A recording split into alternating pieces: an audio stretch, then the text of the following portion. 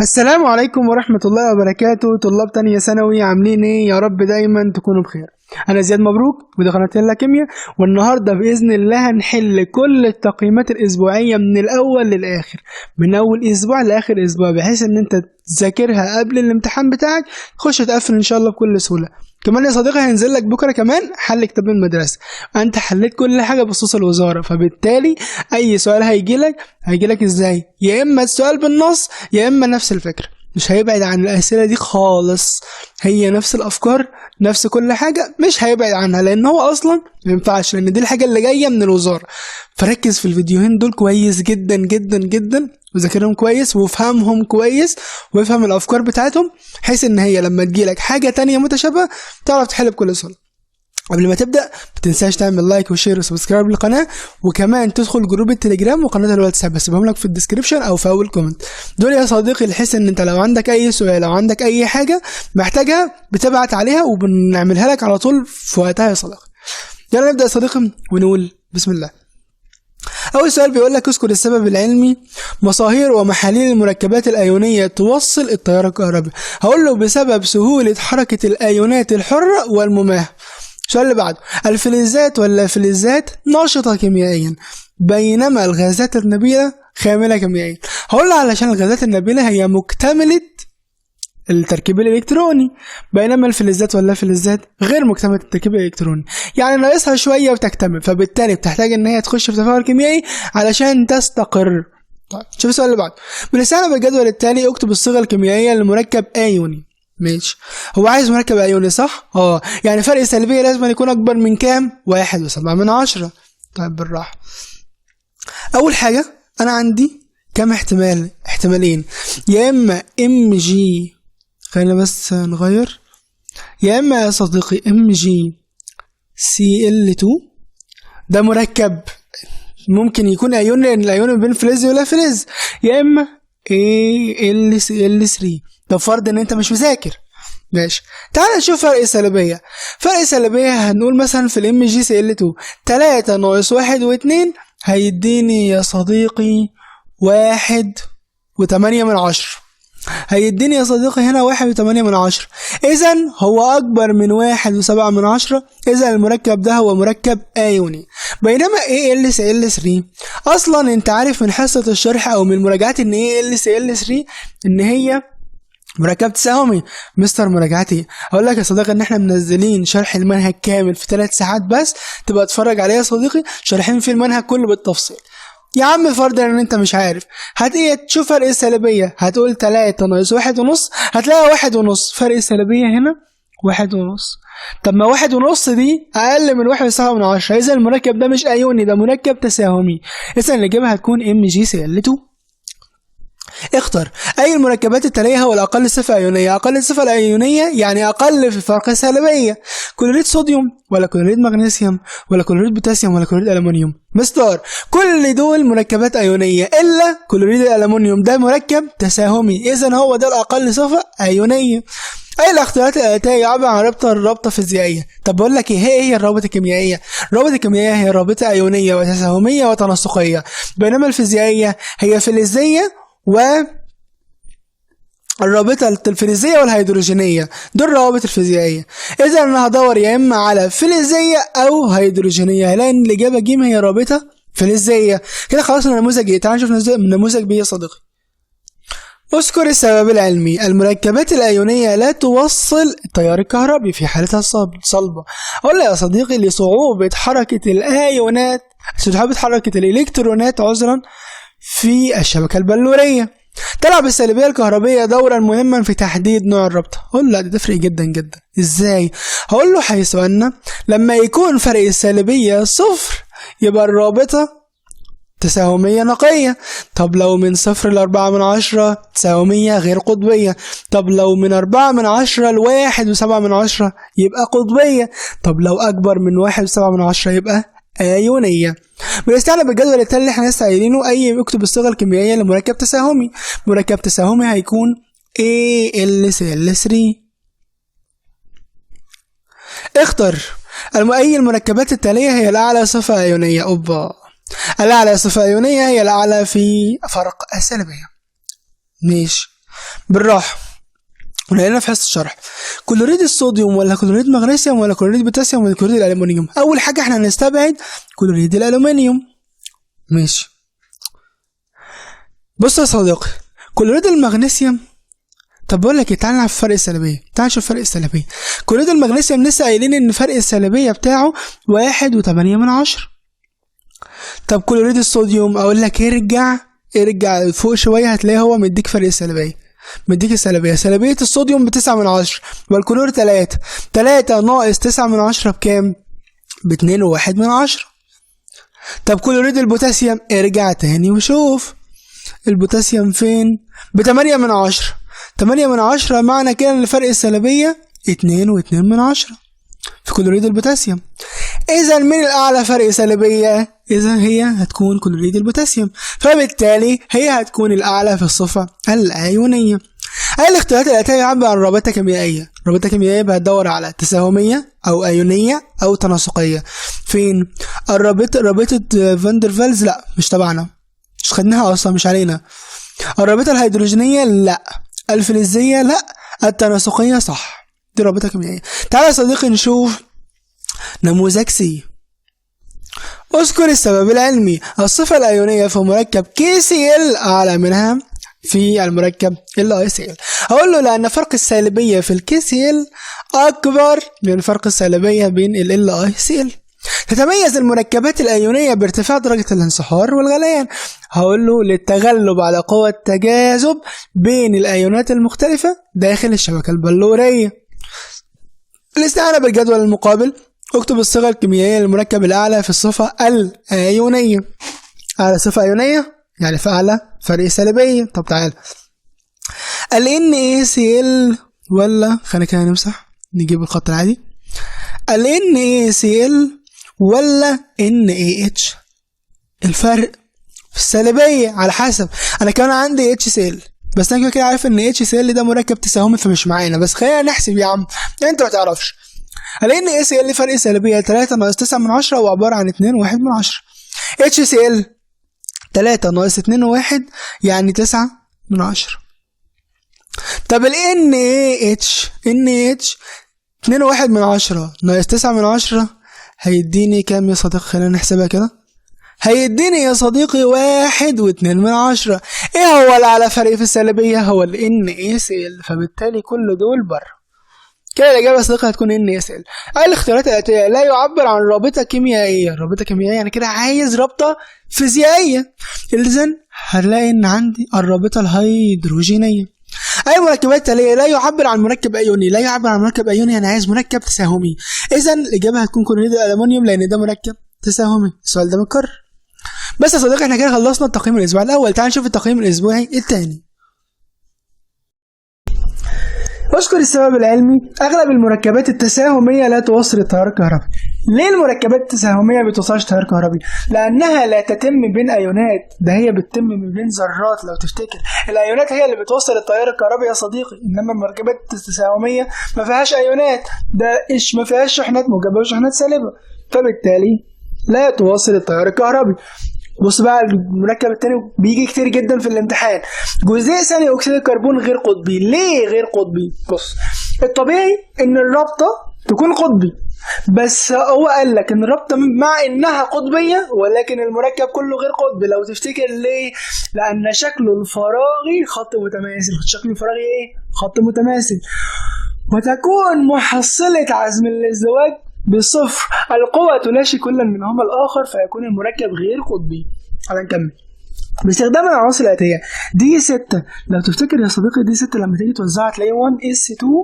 بص 1s2 2s2 2b2. ده الكربون يا صديقي صح؟ خلينا بس كده نكتبه على جنب. دي هو الكربون يا صديقي. تعالى نكمل. C9 ده احنا حافظينه اللي هو كان الفلور. فلور F2. ماشي خلينا نكمل. بي ده الصوديوم 11 Na11 صح. طب الايه 15 كنت مديلك نفس المثال ده بالظبط، كان الفوسفور عدده الذري 15. لو مش فاكر ارجع الحصه يا صديقي او وزع اي عنصر عموما في المجموعه في ايه يا صديقي. انا عارفه ان الايه ده لا فلز ده اللي انا عايز اعرفه. لا فلز، والصوديوم فلز يا صديقي. خلي بالك الايه لا فلز في المجموعه 5A، بينما الصوديوم فلز في المجموعه 1A. الفلور لا فلز في المجموعه 7A اللي هي كانت الهالوجينات. طب الكربون لا فلز في المجموعه 4A يا صديقي. ماشي كده، احنا عندنا 3 لا فلز و1 فلز. هو عايز بيقول لك يبقى اي منهما يكون مع الهيدروجين مركب ايوني. المركب الايوني هو فلز ولا فلز. طب الهيدروجين ده لا فلز، اذا عايز له فلز. مين الفلز هنا الوحيد؟ الصوديوم اللي هو بي. تعال نكمل. مركب تساهمي قطبي. تيجي تقول لي دي، اقول لك لا، انا قلت لك في الحصه ان الرابطه اللي ما بين الكربون والهيدروجين هي رابطه غير قطبيه. طيب اذا الباقي اللي هو اي لا فلز تاني اللي هو الفوسفور اللي هو A مع الفلور برضو بيكون رابطه تساهميه قطبيه A و C. بص امسح بقى ده كله، عايزين نكمل بس الاسئله. اخر سؤال في نموذج ايه يا صديقي؟ تعالى نكمل. تمثل الاشكال الاتيه مخطط لويس النقطي ل3 عناصر. بص بقى، بص اللي اعرفه ان W ده هتلاقي حوالي 7 نقط يعني في المجموعه 7A ولا فلز. طب Y في المجموعه 5A عشان حوالي 5 نقط ولا فلز. طب X في المجموعه 2A وفلز. هو عايز ايه بقى يا صديقي؟ اكتب الصيغ الكيميائيه للجزيئات التساهميه النقيه. تساهمي النقي المحتمل من العناصر السابقة. طيب التساهم النقي بيحصل ما بين لا فلز ولا فلز، ولازم أن يكونوا متماثلين. يعني W و W، Y و Y. ينفع أقول X و X؟ لا، حذاري. X و X ما ينفعش لأن أصلا X فلز. ربط التساهمية النقية ما بين لا فلز ولا فلز. إذا الاختيار هيبقى W و Y. تعال نشوف يا صديقي نموذج B. اذكر السبب العلمي. تتميز معظم المركبات التساهمية بانخفاض درجة غليانها. ليه؟ بسبب ضعف قوة التجاذب ما بين الذرات، وكمان المسافات البينية بينهم قليلة. تعال نكمل. ثالث فلوريد البورون غير قطبي. ليه غير قطبي؟ لأن شكله الفراغي مثلث مستوي. هذا مما يجعل محصلة عزم الازدواج تساوي 0. باستخدام العناصر الآتية دي 6 C9 وهكذا. كنا لسه قايلين ان الايه كانت فوسفور. طب بي صوديوم. خلي بالك الصوديوم هو الواحد اللي كان فيهم فلز، فاي حاجه ليها علاقه بربط التساهميه بستبعده، واي حاجه ليها ايوني بختاره. تعال نكمل. C9 دي كانت فلور، F2 دي كانت كربون. شوف بقى هو عايز ايه؟ هو عايز اي مما يلي يكون مع الهيدروجين مركب تساهمي غير قطبي. طب انا عارف ان الرابطه ما بين الكربون والهيدروجين غير قطبي، وباقي الروابط مع اللافلزات قطبي. طب مع الفلز ايوني تاني. مش فاهم الرابطه ما بين الكربون والهيدروجين اللي هو هيبقى الاجابه دي مركب غير قطبي. طيب ليه ما قلتش فلور؟ عشان قطبي. ليه ما قلتش فوسفور؟ بيدي قطبي. طب ليه ما قلتش الصوديوم؟ عشان بيدي ايوني. تعال نكمل. مركب تساهمي يحتوي الجزيء منه على 3 أزواج إلكترونات، 3 أزواج ارتباط وزوج حر. طيب ما 3 أزواج ارتباط معنى كده إن هو تكافؤه ثلاثي. طب مين فيهم اللي تكافؤه الثلاثي؟ هو الفوسفور. الفوسفور يا صديقي هو تكافؤه ثلاثي. تمام. تعالى أنا مش تعالى ارسمهولي يعني أكد لي. طيب الفوسفور عامل زي النيتروجين حوالي 5 إلكترونات يا صديقي. ده هو وهو مرتبط مع 3H اهو. بص انا كده عندي 3 ازواج ارتباط وعندي زوج واحد حر، وهو ده اللي هو عايزه. عايز 3 ارتباط وواحد حر. تعال نشوف اخر سؤال في النموذج. W انا عارف ان W لا فلز في المجموعه 7A كان هالوجينات لو تفتكر. 5A Y كانت 5A عشان حوالي 5 نقط. دي 2A وده كان الوحيد الفلز. حلو. اكتب الصيغه الكيميائيه لجزيء يتكون من العناصر السابقه ويحتوي على 10 أزواج إلكترونات حرة و3 ارتباط. بص أولا طالما قال لك أزواج حرة وأزواج ارتباط فهو مركب تساهمي، فهستبعد الفلز اللي موجود، هستبعد الإكس، هيبقى معايا WY. طب يا مستر هو WY كام؟ التكافؤات بقى يا صديقي. المجموعة 5A تكافؤها ثلاثي، المجموعة 7A تكافؤها وحيدي، فهنقول YW3. دي الصيغة كيميائية. طب انا ايش ضمني ان هو بيحتوي على 10 ازواج ارتباط؟ ايش ضمني ان هو بيحتوي على 3 ارتباط و10 حر؟ تعالى ارسم لي الدبليو.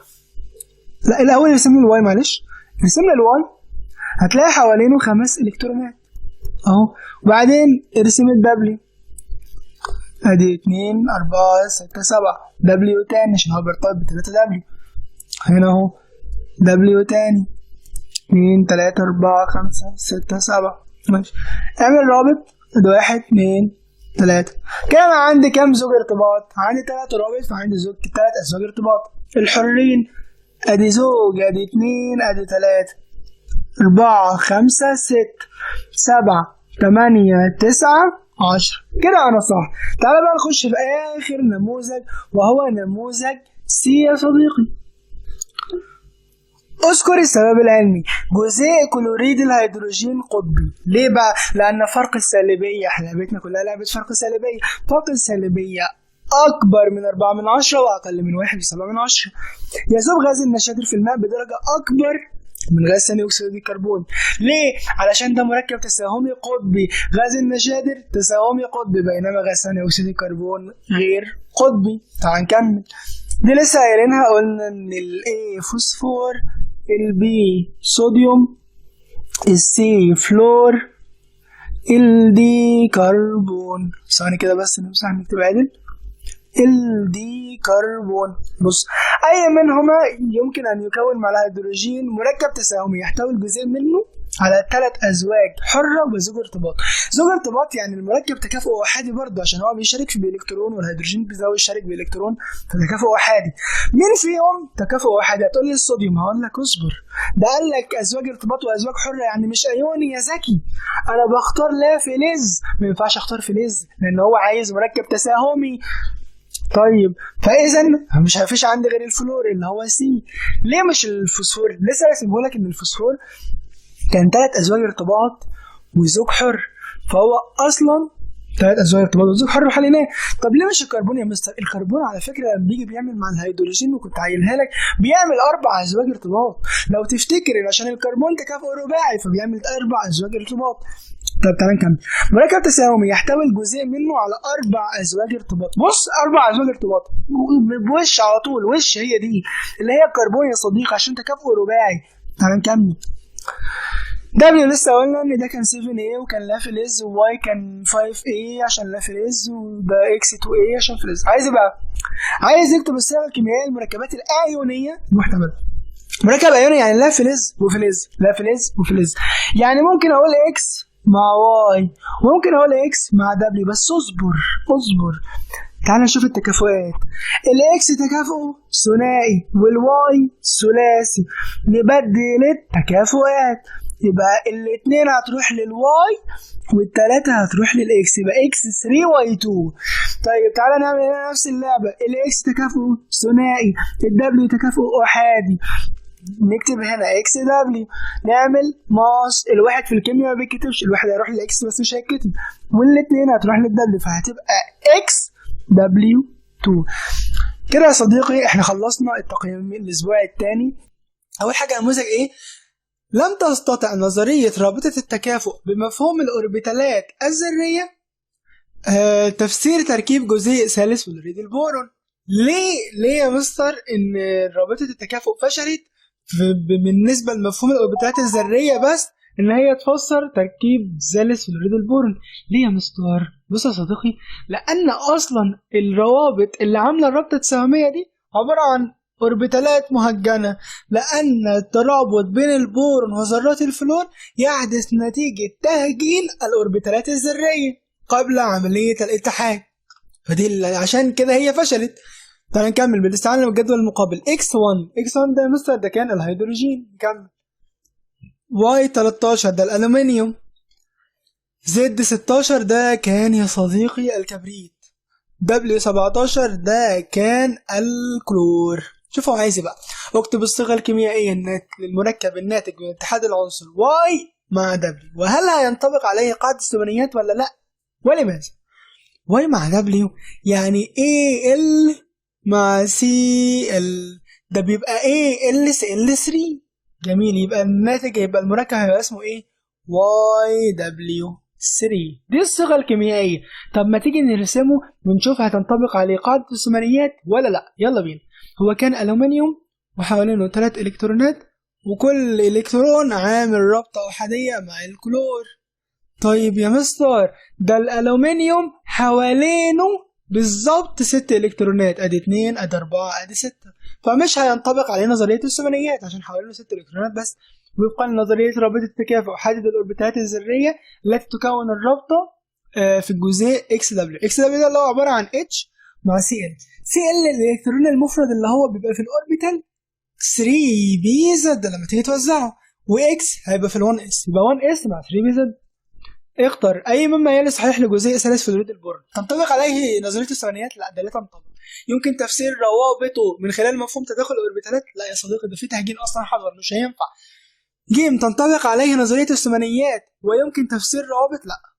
دال، لا تنطبق عليه نظرية الثمانيات ولا يمكن تفسير روابطه بتداخل الأوربيتالات بمفهومها البسيط. صح يا صديقي، لأن أصلا في تهجين حصل، فدي الإجابة اللي أنا هختارها، الإجابة دال. تعال نكمل.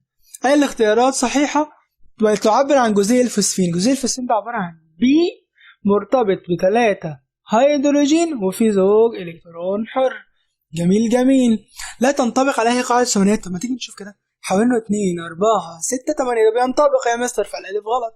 تنطبق عليه الثمانيات وتتكون الرابطة بتداخل S من ذرة هيدروجين مع إلكترون مفرد من ذرة الفوسفور. طب ما صح يا مستر، ليه بتيجي نوزع كده الفوسفور، فوسفور 15 1s2، أو يا عم خدت نيون 10 3s2 3b5.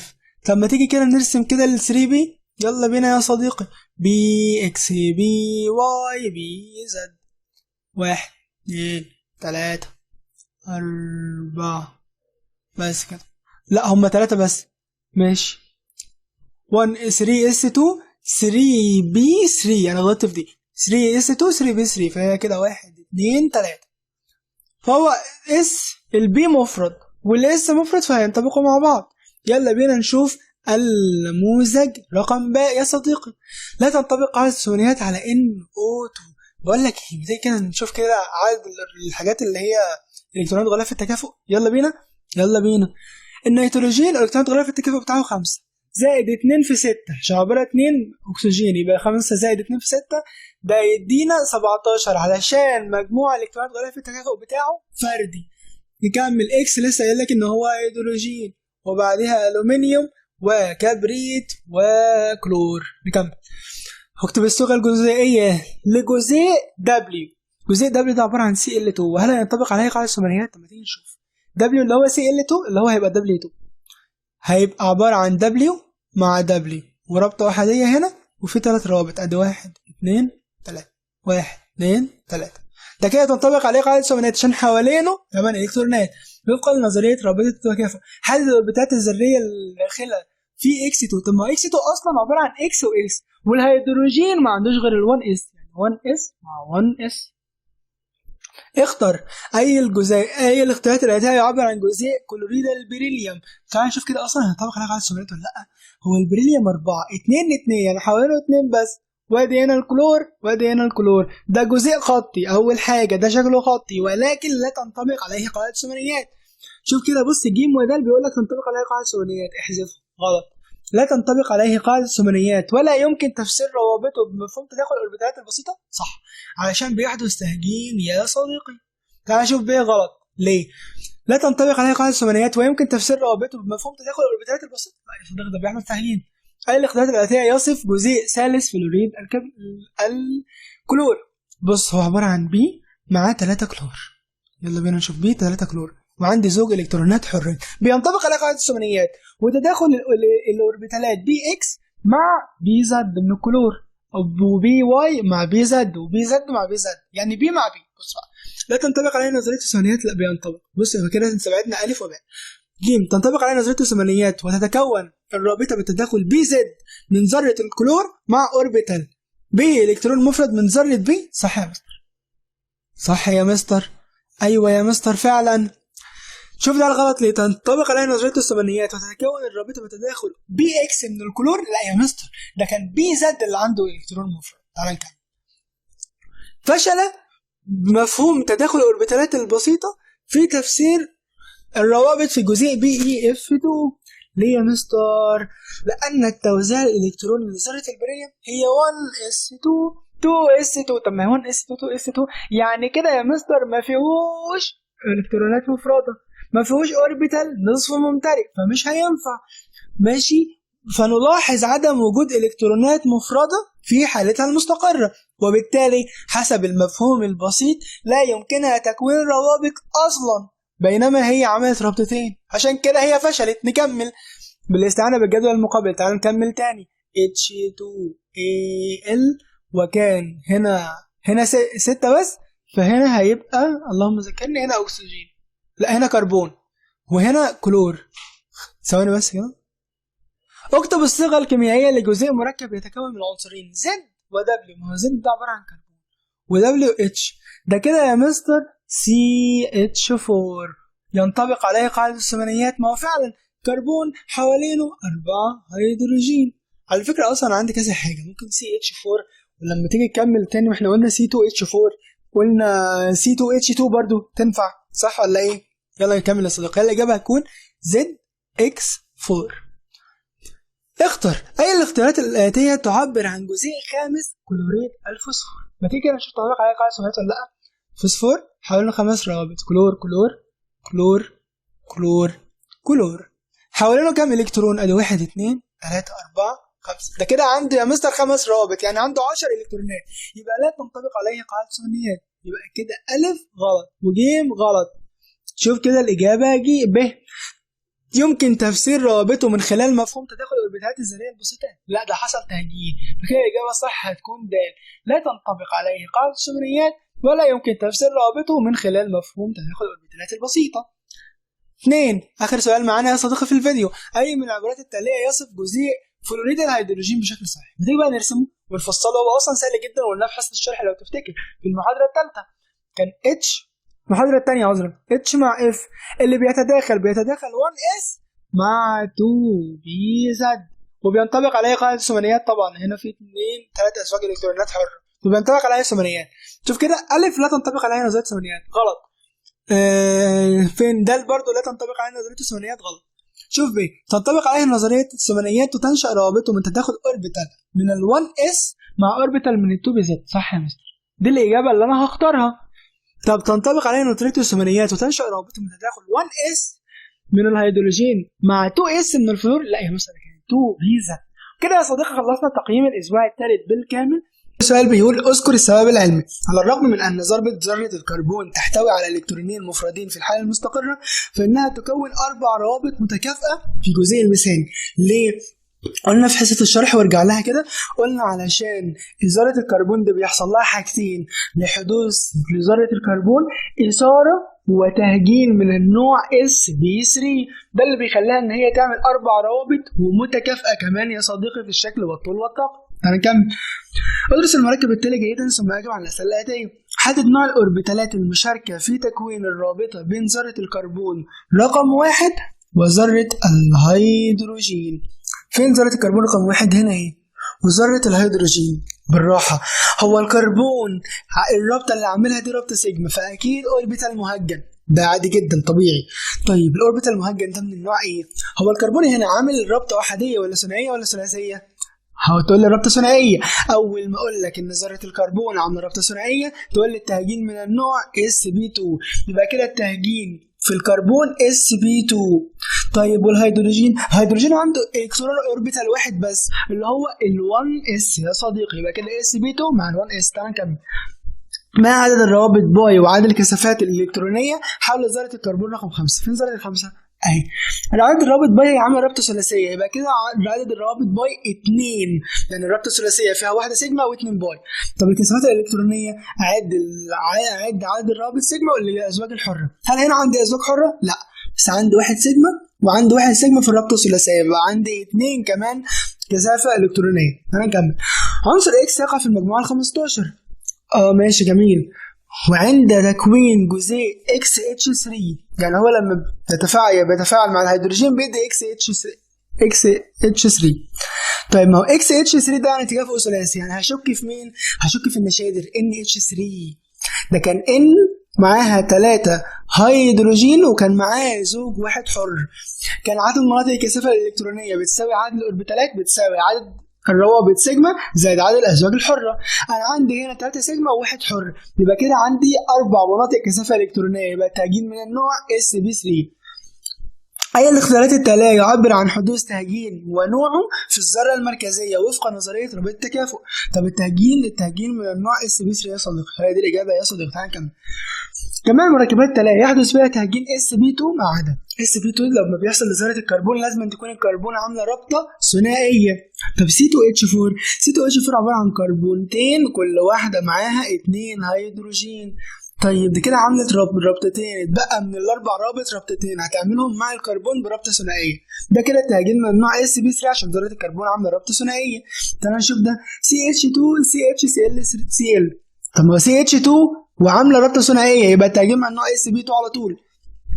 طب نشوف HCHO. بص HCHO عباره عن H معاها كربون، والكربون ده بيبقى عامل رابطه مع الهيدروجين كمان ورابطه ثنائيه مع الاكسجين. ده كده الكربون عامل رابطه ثنائيه يبقى التهجين من النوع sp2. بينما H2O يا صديقي بص هو O معاها 2 H. تعالى نشوف كده عدد مناطق الكثافه الالكترونيه. انا عندي 2 مناطق كثافه الكترونيه من النوع رابطه على شكل ازواج ارتباط و2 حرين، يبقى كده يا مستر انا عندي 4 مناطق كثافه الكترونيه، يعني التهجين من النوع sp3 يا مستر مش sp2. فدي الاجابه اللي انا هختارها يا صديقي. تعالى نكمل. اي ازواج المركبات الاتيه يتفق في نوع التهجين بالذره المركزيه؟ CO2 اللي هو عباره عن كربون معاها 2 اكسجين. خلي بالك الكربون هنا عامله ايه؟ رابطتين ثنائيتين، يبقى التهجين من النوع sp بس. بينما C2H4 لسه قايل لك ان هو التهجين من نوع sp2، هو عايز 2 متفقين فمش هختار الف. تعالى نشوف BF3 و NH3. BF3 ده كان ايه؟ BF3 كان معاها 3 سيجما وما عندهوش ازواج حره، يبقى كده عندي 3 مناطق كثافه الكترونيه، يبقى التهجين من النوع sp2. و NH3 لسه قايل لك ان هو التهجين من النوع sp3، يبقى كده مش متوافقين مش هختار ب. تعالى نشوف H2O CH4. CH2O كان لسه قايل لك برضو ان هو sp3، و CH4 انت عارف من حصه الشرح ان التهجين من النوع sp3، فدول متوافقين فهختارهم. الاجابه ج. تعالى نشوف نموذج ب. نموذج بي لا يحدث إثارة في ذرة الأكسجين عند تكوين جزيء الماء. أصل يا مستر بص يا مستر أكسجين كانت عاملة رابطتين أصلا يا مستر. الأكسجين ده كان عندهم أوربيتالين نصف ممتلئين. ليه وزعوا لي الأكسجين 8 1s2 2s2 2b4. تيجي ارسم الأوربيتالات دي كده هتلاقي إن أنت هنا عندك أصلا أوربيتالين نصف ممتلئين، فهو مش محتاج يحصل له إثارة لأن أصلا عنده اوريدي أوربيتالات نصف ممتلئة مساوية لعدد الروابط، فخلاص لاحتواء ذرة الأكسجين على أوربيتالين نصف ممتلئين. تعالى نكمل. حدد نوع الأوربيتالات المشاركة في تكوين الرابطة بين ذرات الكربون 4 و3. طب 4 عاملة رابطة ثلاثية يبقى التهجين من النوع sp بس. بينما 3 عاملة كل الروابط بتاعتها وحدية يبقى التهجين من النوع sp3. معدل رابط سيجما بين ذرات الكربون وذرات الهيدروجين في الجزيء. بص الكربون هنا عامل رابطتين سيجما مع الهيدروجين اللي هو CH2 ده، وكمان عامل رابطة سيجما هنا مع CH، يبقى كده عندي 3 روابط، وعندي رابطتين مع HCH2 اللي هو ده، فانا كده بقى عندي 5 روابط، وهنا بقى عندي كمان رابطه كمان سيجما يعني 6 روابط سيجما. هنكمل. اي الاختيارات التاليه يعبر عن الاوربيتالات المشاركه في تكوين الروابط بين ذرتي الكربون في جزيء الإيثيلين؟ جزيء الإيثيلين ده يا صديقي كان عامل ازاي؟ كان عباره عن C2H4. ماشي، هو عايز يقول لك ذرتين الكربون. طب ما هو الكربون هنا كانت عامله روابط ثنائيه، طالما الكربون عامل رابطه ثنائيه يبقى sp2 مع sp2 التهجين من النوع sp2. طيب وايه اللي هيتبقى؟ ايه اللي هيعمل رابطه باي؟ اللي هي bz. يبقى كده sp2 مع sp2 يكون رابط سيجما، وbz مع bz يكون رابطه باي. الاجابه هي ج يا صديقي. جميع المركبات تلاقي يحدث بها تهجين sp ما عدا C2H6. هتيجي ترسمها تلاقي ان هنا كربون وكربون كل واحده معاها 3 هيدروجين وعامله رابطه احاديه برضو مع الكربون وبعضها. طب ده كده الكربون كل رابطه احاديه يبقى التهجين من النوع sp3، يبقى كده مش هختارها. طب هنا بص هتلاقي ان في ب عنده رابطه ثلاثيه، الرابطه الثلاثيه وش يبقى التهجين مع النوع اس بي بس. 3 اي ازواج المركبات الاتيه لا يتفق في نوع تهجين الذره المركزيه. سي 2 اتش 6 لسه قايل لك ان هو اس بي 3، وسي اتش 4 انت عارف ان هي اس بي 3 فيتفقون، مش هختارها. ان اتش 3 لسه قايل لك ان هو اس بي 3، و اتش 2 او لسه قايل لك ان هو اس بي 3 فمش هختارها. اتش 2 او لسه قايل لك ان هو اس بي 3، بينما بي اي سي ال 2 البريليوم حوالين نقطتين بس، ما عندوش ازواج حره. الرابطتين دول عاملين روابط سيجما مع الكلور، فكده عنده منطقتين كثافه الكترونيه، فالتهجين هنا من النوع اس بي بس، فهنا مختلفين فهختار الاجابه ج. تعال نشوف اخر نموذج اللي هو سي. لا يحدث عمليه اثاره في ذره النيتروجين عند تكوين جزيء النشادر. اصل يا مستر النيتروجين كان عامل 3 روابط هيدروجينيه، طب ما تيجي كده نوزع النيتروجين. نيتروجين 7 1sc2 2sc2 2b3. طيب ما هو 2b3 البي اكس والبي واي والبي زد كلهم نصف ممتلئين، فهو مش محتاج ان هو اصلا يحصل له اثاره يا صديقي. تعالى نكمل. حدد نوع الاربيتالات المشاركه في تكوين الرابطه بين ذرتي الكربون 2 و3. فين 2؟ 2 كل الروابط بتاعتها احاديه يبقى تهجين من النوع اس بي 3. طب 3 كل الروابط احاديه يبقى تهجين من النوع اس بي 3. لا عذرا يا صديقي، عذرا يا صديقي، عذرا يا صديقي. 2 هتلاقيها عامله رابطه ثنائيه مع سي اتش 2 فكده التهجين من النوع اس بي 2، بينما 3 كل الروابط احاديه يبقى التهجين من النوع اس بي 3. ما عدا الروابط سيجما بين ذرات الكربون. ماشي ذرات الكربون وبعضها، من هنا عندي كربون وكربون، كده عندي رابطه ثنائيه يبقى هختار منهم واحده سيجما، وهنا في كربون وكربون واحده سيجما، هنا كربون وكربون واحده سيجما، طب هنا كربون وكربون رابطه ثلاثيه برضه واحده سيجما، وانا كده عندي كام رابطه؟ 4 روابط باي. هنكمل. اختار الاجابه الصحيحه. عنصر اكس يقع في المجموعه ال 16 من الجدول الدوري عند تكوين جزيء H2X. طب H2X في المجموعه 16 هفترض مثلا ان الاكس ده وليكن زي الاكسجين عشان الاكسجين في المجموعه 16 في H2O. طب H2O لسه قال لك ان التهجين من النوع SB3 بالاختيار. كمان المركبات التاليه يحدث فيها تهجين من نوع SB3 مع CH4 انا قايل لك ان هو التهجين من نوع SB3. بينما هنا الكربون عامله رابطه ثلاثيه يا صديقي، الكربون عامله رابطه ثلاثيه يبقى التهجين من النوع SB بس. طب النشادر قايل لك ان هي SB3 زي الميه SB3. اي ازواج المركبات الاتيه يتفق في نوع تهجين الذره المركزيه. BeCl2 لسه قايل لك ان هو SB بس، بينما C2H2 هتلاقي ان الكربون عامل رابطه ثلاثيه مع الكربون، وده هيدروجين وده هيدروجين، يعني تهجين من النوع SB بس فيتفقون مش هختارها. BF3 البورون حوالينه 3 الكترونات، الثلاثه كلهم عاملين روابط، انا كده عندي 3 مناطق كثافه الكترونيه بس يبقى التهجين من النوع SB2. بينما النشادر لسه قايل لك ان هو SB3 فكده مختلفين فهختار الاجابه ب يا صديقي. كده يا صديقي يكون لنا التقييم الاسبوع الرابع بالكامل يا صديقي. قبل ما تقفل الفيديو ما تنساش تعمل لايك وشير وسبسكرايب للقناه وتخش جروب التليجرام عشان تمتحن يا صديقي الامتحانات بتاع كل محاضره. كان معكم زياد مبروك والسلام عليكم ورحمه الله وبركاته. السلام عليكم ورحمة الله وبركاته طلاب تانية ثانوي، يا رب دايما تكونوا بخير. أنا زياد مبروك ودي قناة يلا كيمياء، وهنحل مع بعض التقييم الأسبوعي الخامس يا صديقي. قبل ما نبدأ حابب أفكرك إن إحنا بنشرح المنهج كامل على قناة اليوتيوب، وبنحل كتاب الامتحان والوافي والتقييمات الأسبوعية كمان يا صديقي، وعاملين معسكر قوي جدا جدا جدا جدا جدا يا صديقي من هنا للصبح يلم لك الباب الأول بكل التفاصيل اللي فيه. ضروري يا صديقي تتفرج على المعسكر ده لو أنت ما اتفرجتش عليه، لو أنت جاي متأخر شوية ضروري تتفرج عليه عشان هيلملك الباب الأول بكل تفصيلة فيه. أول سؤال يا صديقي بيقول قارن بين BF2 و CH4 من حيث الشكل الفراغي وعدد أزواج الإلكترونات الحرة والمرتبطة والصيغة المختصرة. ده سؤال سهل جدا يا صديقي. BF2 كان BE حوالين 2 إلكترون، الاثنين دول عاملين روابط تساهمية قطبية، وانا كده عندي الاختصار AX2.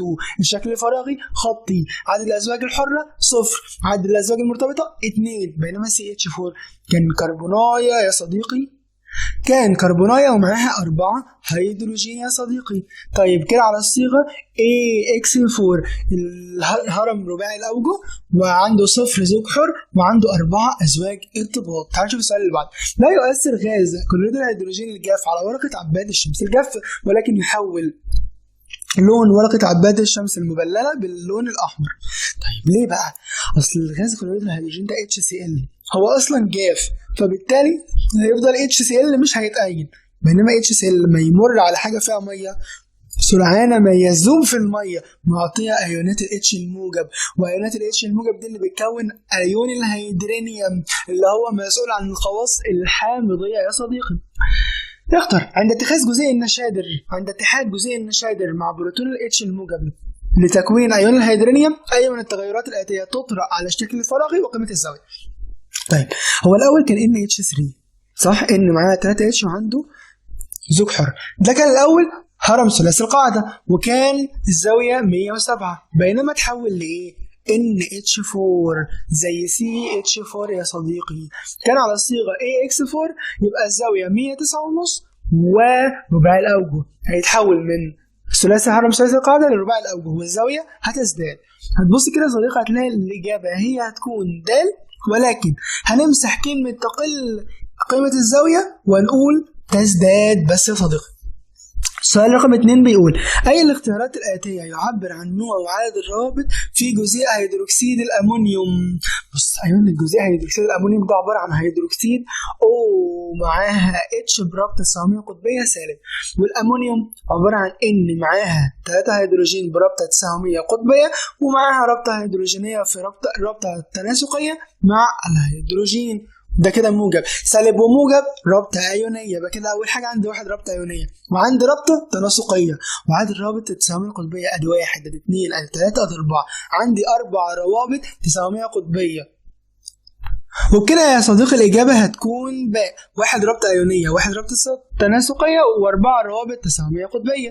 فأي من المركبات الآتية يمكن لجزيئاتها تكوين روابط هيدروجينية فيما بينها؟ نف وأدور على أي حاجة فيها نف نيتروجين وفلور وأكسجين. فين هنا؟ هلاقي جيم اللي هي نيتروجين NH3. تعال نشوف نموذج بي يا صديقي. قارن بين BF3 و SO2 من حيث برضو كل حاجة، الشكل الفراغي والأزواج الحرة والمرتبطة والصيغة المختصرة. بص صديق هنا كان بورون معاها 3 روابط، ال3 كلهم مع الفلور. SO2 بقى كان S معاها 2 أكسجين ومعاها زوج حر. فأنا هنا في BF3 الشكل الفراغي بتاعه مثلث مستوي، عدد الأزواج الحرة 0، عدد الأزواج المرتبطة 3. طيب الصيغة المختصرة AX3 بينما SO2 الشكل الفراغي زاوي، عدد الأزواج الحرة 1، عدد الأزواج المرتبطة 2. هتقول لي يا مستر 4، هقول لك بقى انت بقيت شاطر. نظرية تنافر أزواج الإلكترونات بتعتبر عن الرابطة الثنائية كأنها رابطة واحدة بس، كيان واحد بس يا صديقي، فكان انا معايا رابطين. والصيغة المختصرة AX2E. هنكمل. اذكر السبب العلمي: محلول غاز كلوريد الهيدروجين في البنزين لا يوصل، في حين أن محلوله في الماء يوصل. علشان هو في البنزين لا يتأين، بينما في الماء يؤين ويعطي ايونات الاتش الموجبه وهي بتوصل تيار الكهرباء لو اتش الموجب وسي سالب. نكمل. عند اتحاد جزيء ثالث فلوريد الفوسفور مع ذره الفلور لتكوين ايون رباعي فلوريد الفوسفور، اي من التغيرات الاتيه تطرأ على الشكل الفراغي قيمه الزاويه. بقول لك ايه، لا لو تفتكر قلنا NH3 ده كان السؤال اللي جالنا وخلاها بقت NH4. هو عمل ايه؟ استبدل النيتروجين بالفوسفور. يجوز يا مستر. استبدل الهيدروجين بالفلور. يجوز برضه يا مستر. نفس الفكره، هيتحول من هرم ثلاثي القاعده الى رباعي الاوجه والزاويه تزداد. هتلاقي الاجابه هي د. بص الاجابات متغيره شويه بس هي المفروض اللي هي الاجابه الثالثه. نكمل. هل الاختيارات الاتيه يعبر عن نوع وعدد الرابط في جزيء NH4Cl؟ بص NH4 لسه قايل لك ان معاها 4 اتش من ضمنهم واحده برابطه تناسقيه صح؟ وده كله موجب، والCl مش عامل اي رابط بس هو سالب فيعمل رابطه ايونيه. كده انا عندي واحده رابطه ايونيه وواحده تساهميه وثلاثه عذرا واحده رابطه ايونيه وراح واحده تناسقيه وثلاثه تساهميه قطبيه. الاجابه هتكون جيم يا صديقي. هي من الجزيئات الآتية يمكن لذراتها المركزية استقبال زوج إلكترونات حر لتكوين الرابطة التناسقية. الاستقبال هيكون ذرة مستقبلة.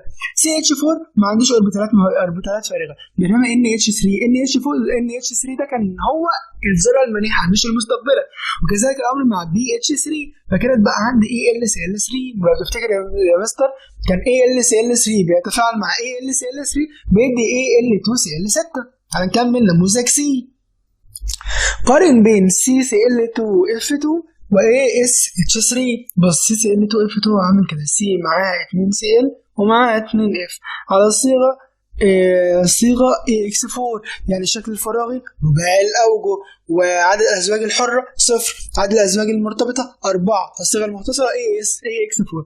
بينما ASH3 AS معاها 3 هيدروجين ومعاها زوج حر على صيغة AX3E، ولكن الشكل الفراغي كان هرمز نفس القاعدة. عدد الأزواج الحرة 1، عدد الأزواج المرتبطة 3. يلا يا صديقي نكمل. علل. لا يوجد بروتون هيدروجين في الماء لأنه سرعان ما يتحد مع الماء مكونة أيون الهيدرونيوم الموجب. نكمل. اختر عند اتحاد جزيئات الماء مع البروتون الهيدروجين لتكوين ايون الهيدرونيوم اي من التغيرات تطرح على شكل فراغ قيمه الزاويه. بص، وكان الاول O معاها 2 هيدروجين وكانت الزاويه AX2E2 ده الشكل الفراغي، كانت الزاويه 104.5 والشكل الفراغي زاوي اتحول لايه؟ O معاها 3 هيدروجين ومعاها زوج حر، فبقى AX3E يعني تحول لهرم ثلاثي القاعدة والزاوية تزداد هتبقى 107. يبقى فين من زاوي إلى هرم ثلاثي القاعدة وتزداد قيمة الزاوية، هتلاقي إن الإجابة يا صديقي هي ألف، هي دي اللي احنا هنختارها. أهم الاختيارات الآتية يعبر عن نوع وعدد الرابط في جزء بروميد الأمونيوم. بروميد الأمونيوم NH4Br، نفس الفكرة بتاعت NH4Cl، استبدل الCl بالBr بس يا صديقي. يبقى هنا بقت واحدة رابطة أيونية واحدة تناسقية وثلاثة رابطة سهمية قطبية. أي من جزيئات الآتية يكون التنافر بين أزواج إلكترونات التكافؤ حول ذرتها المركزية أقل ما يمكن. هدور على الحاجة اللي ما فيهاش أزواج إلكترونات حرة. الميثان ما عندوش، فهي دي اللي أنا هختارها. بينما النشادر عنده زوج، المية عنده زوجين، الSO2 عنده زوج واحد بس. كده يا صديقي احنا كده خلصنا التقييم الأسبوعي الخامس. أول سؤال بيقول علل. يعتبر السوبر أكسيد البوتاسيوم عامل مؤكسد قوي. قال لك يا صديقي إن هو يتفاعل ثاني كده يتفاعل مع الأحماض والماء.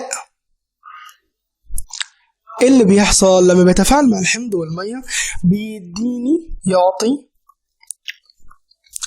فوق أكسيد الهيدروجين H2O2 وكمان يا صديقي أكسجين كمان، عشان كده ده عامل مؤكسد قوي جدا جدا. تعال نشوف السؤال اللي بعده. الجدول التالي يوضح التوزيع الإلكتروني لثلاث عناصر في المجموعة ال1A. عايز تعرف ايه عنهم؟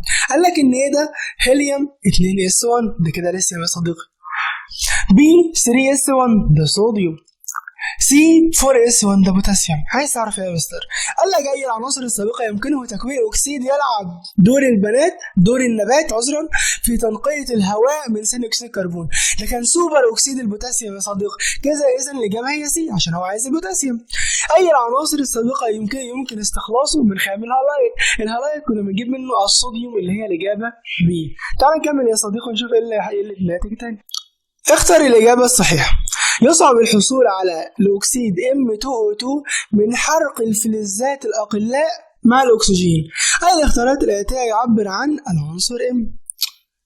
طب ثواني، هو كده يا صديقي قصده على الليثيوم لأن الوحيد اللي ما بيعملش فوق الأكسيد، فكده يا صديقي يصعب الحصول على M2O2. قصده كده على الليثيوم ده بيقع في الدورة الكام؟ الدورة الثانية.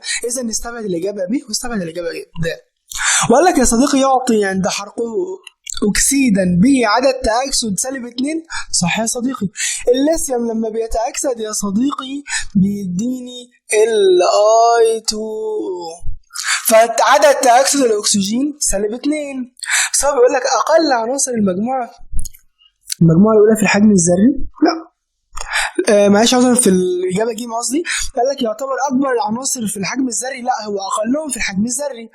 بس كده. تعال نشوف يا صديقي السؤال اللي بعده. بيقول لك اي الاختيارات الاتيه يعبر عن عنصر X وM وZ. بص، قال لك ان X ده مع الاكسجين بيديني حاجه، والحاجه دي لما تسخن بتديني حاجه، في الاخر لما تتفاعل مع ثاني اكسيد الكربون بتطلع لي اكسجين. خدت بالك؟ لما بيتفاعل مع ثاني اكسيد الكربون بتطلع لي اكسجين، يعني كده ده اللي بيحول ثاني اكسيد الكربون لاكسجين، كده قصده على البوتاسيوم بس. وهنا هيديني سوبر أكسيد البوتاسيوم K2O2. ماشي جميل. بس كده يا صديقي، يبقى كده اكس هو عباره عن فلز البوتاسيوم، وزد هو عباره عن سوبر اكسيد البوتاسيوم. تعال نكمل يا صديقي ونشوف نموذج بي.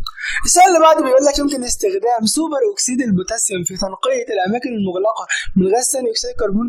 طب ما تيجي نذكر له كده المعادله وكده حلها في المعادله. المعادله كانت عايزه 4 مول من سوبر اكسيد البوتاسيوم كان بتتفاعل مع 2 مول من ثاني اكسيد الكربون، تديني ايه يا صديقي في وجود عامل حفاز طبعا؟ تديني 2 مول من كربونات البوتاسيوم و3 مول اكسجين. بس كده يا صديقي، هذه الاجابه. قالك الجدول التالي يوضح التوزيع الالكتروني لثلاث عناصر من المجموعه ال1A. قالك ان الايه ده تنتهي ب 4s1 يبقى كده ده بوتاسيوم، B 5s1 ده روبيديوم، C 6s1 ده كده سيزيوم. أي العناصر الآتية يذوب أكسيده MO2 في الماء ويعطي أقوى القلويات. أقوى القلويات هو الأعلى في العدد الذري اللي هو السيزيوم والصديق اللي هي الإجابة سي. أي العناصر الآتية يمكن استخلاصه من الكارنولايت؟ ده البوتاسيوم اللي بنستخدمه بالكارنولايت، فكده الإجابة يا صديقي هتكون إيه؟ تعال نشوف يمكن نحل أسئلة يخطر. أول سؤال يا صديقي بيقول لك بسم الله، اختر الإجابة الصحيحة. عنصر M من عناصر المجموعة الأولى عند تعريض ملحه للهب بنزين الغير مضيء يتلون باللون الأزرق البنفسجي. طب ايه هو اللي بيتلون بالأزرق البنفسجي؟ كان السيزيوم. عايز ايه بقى؟ قالك السيزيوم بيقع في الدورة كام؟ الدورة السادسة، يبقى كان نستبعد ألف عشان بيقول لك ثالثة، نستبعد ب عشان بيقول لك الرابعة. طيب يحتل الترتيب السادس في انتشار خلايا الطبيعية، انتشارها في الطبيعية؟ لا، ده مش الترتيب السادس في الطبيعة، غلط. إنما يا صديقي هو يستخدم في الخلايا الكهروضوئية. كده الإجابة يا صديقي هتكون د. تعال نشوف السؤال اللي بعده يا صديقي، بيقول لك إيه؟ بالاستعانة بالمخطط التالي أي الاختيارات الآتية يعبر عن لون لهب بنزين لكتايون العنصر X بصيغة المركبين Y و Z. قال لك X لما بتتحد مع الأكسجين بتديني حاجة، وقال لك إن X ده لما بيتحد مع الأكسجين تحت ضغط يزيد عن 1 أتموسفير بيديني حاجة تانية. خدت بالك إن ده قد يكون لسه معرفش، قد يكون بوتاسيوم، قد يكون روبيديوم، قد يكون سيزيوم. ليه؟ لأن الثلاث مركبات دول اللي هم يقدروا يعملوا فوق أكسيد أو سوبر أكسيد. إذن كده Y هو عبارة عن Y2O2 ده سوبر فوق الأكسيد، بينما فوق سوبر الأكسيد هيبقى ZO2. هل ينفع صوديوم؟ لا، فكده ألف غلط. هل ينفع ليثيوم؟ لا، فكده غلط. طيب هل هتبقى ب ولا جدال؟ قال لك بنفسجي فاتح صح، لأن هو لو بيفترض إن هو بوتاسيوم، وده برضه بنفسجي فاتح صح. طيب زد KO2 ولا K2O2؟ بالراحة، زد ده عبارة عن سوبر الأكسيد، فبالتالي مش هيبقى K2O2، هيبقى KO2 عشان ده الرمز بتاع سوبر الأكسيد. تعالى يا صديقي نشوف النموذج سي. اذكر السبب العلمي يستخدم في فلز السيزيوم في الخلايا الكهروضوئية لسببين. أول حاجة كبر نصف قطره الذري، وحاجة تانية اللي هي الأهم لصغر جهد تأيونه الأول، فبالتالي الطاقة اللازمة لفقد الإلكترونات تكون قليلة جدا، فبالتالي بيكون أوفر في الاقتصاد والطاقة. ماشي. الجدول التالي يوضح التوزيع الإلكتروني لثلاث عناصر من المجموعة ال1A. خلاص السؤال ده قال لك إن هي بينتهي ب 3s1 ده صوديوم، وبعدها بوتاسيوم عشان 4s1، 5s1 ده روبيديوم. عايز يعرف ايه بقى؟ قال لك اي العناصر الآتية يحتاج الى درجة حرارة عالية تصل ل 3000 درجة ليتفاعل مع الاكسجين مكونا الاكسيد M2O2. بص هو مش دقيق قوي، بس ايه هو كده قصده على فوق الاكسيد، هم كلهم يقدروا يعملوا فوق الاكسيد، بس الوحيد اللي بيعمل فوق الاكسيد بس ما يقدرش يعمل سوبر اكسيد هو الصوديوم. فالاجابه هتكون ايه؟ اي العناصر الاتيه يصعب استخلاصها من خامتها لقله تركيزها وارتفاع تكلفه استخلاصها من خامتها. لكن الاجابه يا صديقي هي الروبيديوم. الروبيديوم هو اللي كان فيهم يصعب، انما الصوديوم والبوتاسيوم منتشرين جدا في القشره الارضيه. تعال نشوف الاجابه بتاعت الاختيارات. اختار الاجابه صحيحه.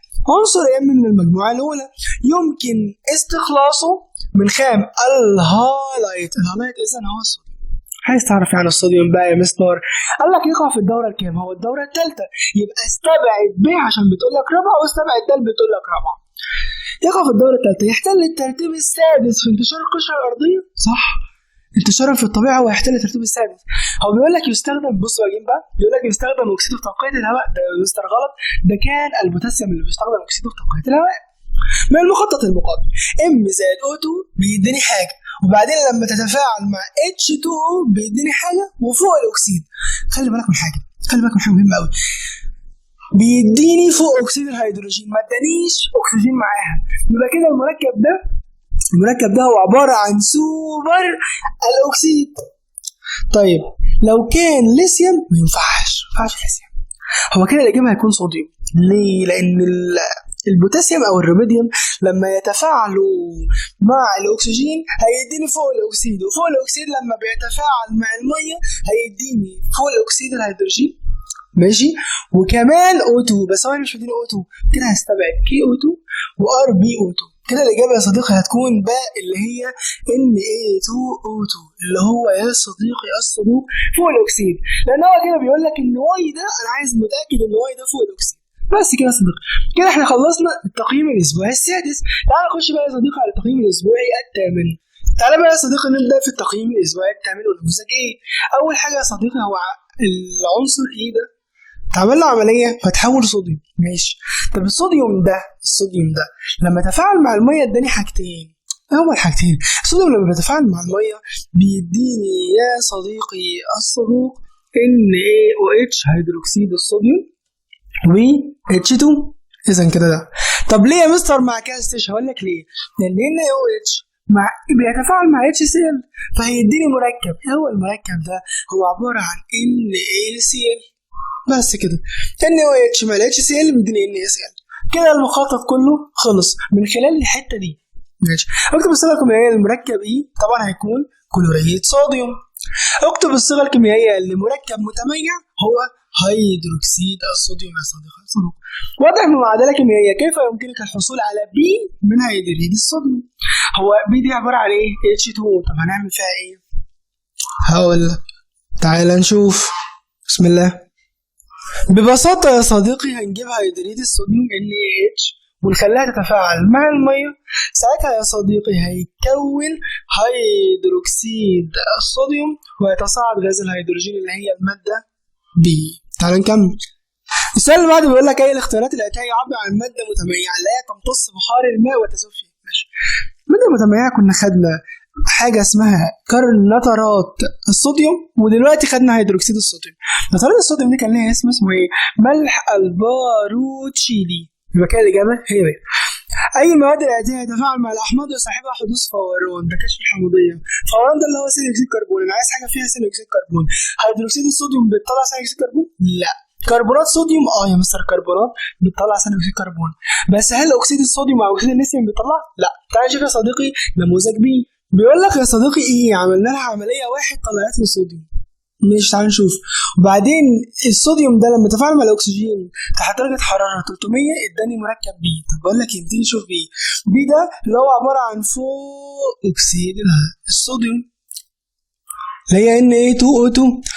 وNa2O2 لما تفاعل مع H2O هيديني فوق اكسيد الهيدروجين وايه تاني؟ عذر معلش، بيديني هيدروكسيد الصوديوم وفوق اكسيد الهيدروجين. طب احط ايه فوق وايه تحت؟ بص قال لك ان بعمل في HCl فبتديني عمليه ايه؟ هل احنا خدنا معادله ال H2O2 بتديني حاجه؟ لا.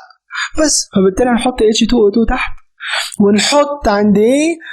هيدروكسيد الصوديوم. هيدروكسيد الصوديوم مع عمليه اضافه HCl فبتديني نفس المركب اللي فات NaCl، وعمليه واحده هي عباره عن تحليل كهربي.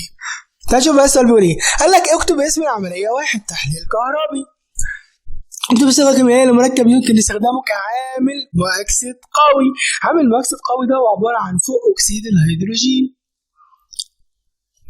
ماشي، اي من المواد في المخطط يستخدم كماده مبرده في المفاعلات النوويه. ده كان الصوديوم. طيب شوف السؤال اللي بعده. السؤال بيقول هي الاختيارات الاتيه يعبر عن ماده لها القدره على امتصاص بخار الماء والارتباط به. طب تعال نشوف بقى يا صديقي. السؤال بيقول لك يا صديقي ايه الاختيارات الآتية يعبر عن مادة لها القدرة على امتصاص بخار الماء والارتباط به. خلي بالك المادة دي مادة غير متميعة. طيب تعال نشوف يا صديقي. أول حاجة يا صديقي عندك هيدروكسيد الصوديوم. لا كده يا صديقي ما ينفعش نترات الصوديوم عشان دي متميعة، ما ينفعش كلوريد الصوديوم، انما كربونات الصوديوم دي بتمتص بخار الماء وكمان بترتبط بيه. كانت بتديني صودا الغسيل اللي هي عبارة عن Na2CO3.10H2O. أي فلزات التالية يكون سبائك مع الألومنيوم تستخدم في صناعة هياكل الطائرات؟ ده الليثيوم يا صديقي. الليثيوم هو اللي كان بيستخدم في صناعة هياكل الطائرات مع الألومنيوم. يبقى كده الإجابة يا صديقي هتكون د. ماشي. تعالى بقى يا صديقي بقى نشوف نموذج، طبعا دي د عشان ما تتلخبطش. تعالى يا صديقي نشوف نموذج سي. يلا بينا. نفس المخطط اللي احنا عملناه المرة اللي فاتت، كانت ايه عبارة عن NaCl يا صديقي، وكانت B عبارة عن Na2O2، ودي فوق أكسيد الهيدروجين H2O2، ودي كانت هيدروكسيد صوديوم. جميل. تعالوا بقى نشوف عايزين. اكتب الصيغة الكيميائية المركب C، قلناها فوق أكسيد الهيدروجين H2O2. تعالوا نشوف السؤال اللي بعده. بيقول لي اكتب اسم العملية واحد. فين العملية واحد دي؟ اللي هي دي صح. العملية واحد دي هي عبارة عن تحليل كهربي لمحلول ال NaCl. خلي بالك لو مصهور هيديني Na بس، اللي هي دي العملية دي اسمها تحليل كهربي للمحلول. بصوا خلي كده عشان كده حلوة. دي العملية دي اللي هي تحويل NaCl ل Na بس، تحليل كهربي للمصهور. طيب من NaCl ل NaOH تحليل كهربي للمحلول. يبقى كده هي عبارة عن تحليل كهربي لمحلول NaCl. ماشي. وضح بمعادلة كيميائية كيف يمكنك الحصول على صودا الغسيل من المركب ايه؟ مركب ايه ده؟ هو عبارة عن ايه يا صديقي؟ عبارة عن هيدروكسيد صوديوم. خلاص عرضه لثاني اكسيد الكربون. اللي هيحصل NaOH زائد CO2 هيديني Na2CO3 بس كده. تعال نشوف اخر سؤالين معنا يا صديقي. السؤال بيقول لي الاختيارات الآتية يعبر عن مادة متميعة يعني تمتص بخار الماء وتذوب فيه. نترات صوديوم يا صديقي، نترات الصوديوم هي تمتص بخار الماء وتذوب فيه. هل الفلزات الآتية يستخدم أحد هاليداته في أجهزة الرؤية الليلية؟ ده كان الروبيديوم يا صديقي. فهي الإجابة بقى. كان خلاص التقييم الأسبوعي الثامن. تعال نخش على التقييم الأسبوعي التاسع. السؤال بيقول يا صديقي يجمع الغاز الناتج من تفاعل كلوريد الأمونيوم مع نيتريد الصوديوم بإزاحة الماء لأسفل، ولا يمكن جمعه بإزاحة الهواء لأعلى. هو إيه الغاز الناتج من التفاعل ده؟ كان غاز يا صديقي لو تفتكر النيتروجين. كان يا صديقي لو تفتكر إزاحة الماء لأسفل لأنه أقل كثافة من الماء، وكمان يا صديقي لا يذوب فيه. ده أول حاجة. تاني حاجة بيقول لك لا يمكن جمعه بإزاحة الهواء لأعلى. ما ينفعش أصلا يزاح الهواء لأعلى. ليه؟ لأن أصلا النيتروجين أخف من الهواء، فبالتالي اللي هيطلع فوق هو النيتروجين بس كده. من المخطط التالي علما بأن الغاز M يتحول للون البني المحمر عند تعرضه للهواء. إذا الغاز ده هو الM. ده أول حاجة. بيقول لك النيتروجين عايز أفعله مع حاجة فبيديني M. النيتروجين كان بيتفاعل مع إيه فبيديني M؟ بيتفاعل مع الأكسجين بس كده. ده أول حاجة. طب النيتروجين لما بيتفاعل مع X في وجود شرر كهربي بيديني Y. هو إمتى في وجود شرر كهربي؟ ده كان لما بيتفاعل مع الهيدروجين كنت بحتاج شرر كهربي فبيديني يا صديقي الصدوق لو تفتكر NH3. عايز بقى اذكر الطريقة الصناعية لتحضير الغاز واي اللي هو النشادر هابربوش بس كده. ثواني كده، انزل تحت هابربوش يا صديقي. دي أول حاجة معانا. وبعدين مع كتابة المعادلة وشرط التفاعل. تعال نكتب المعادلة بقى. بص تعال نكتبها تحت كده. محتاج N2 زائد 3 مول من H2 فكان بيديني NH3 2 مول من NH3. تعال بقى نشوف صورة التفاعل.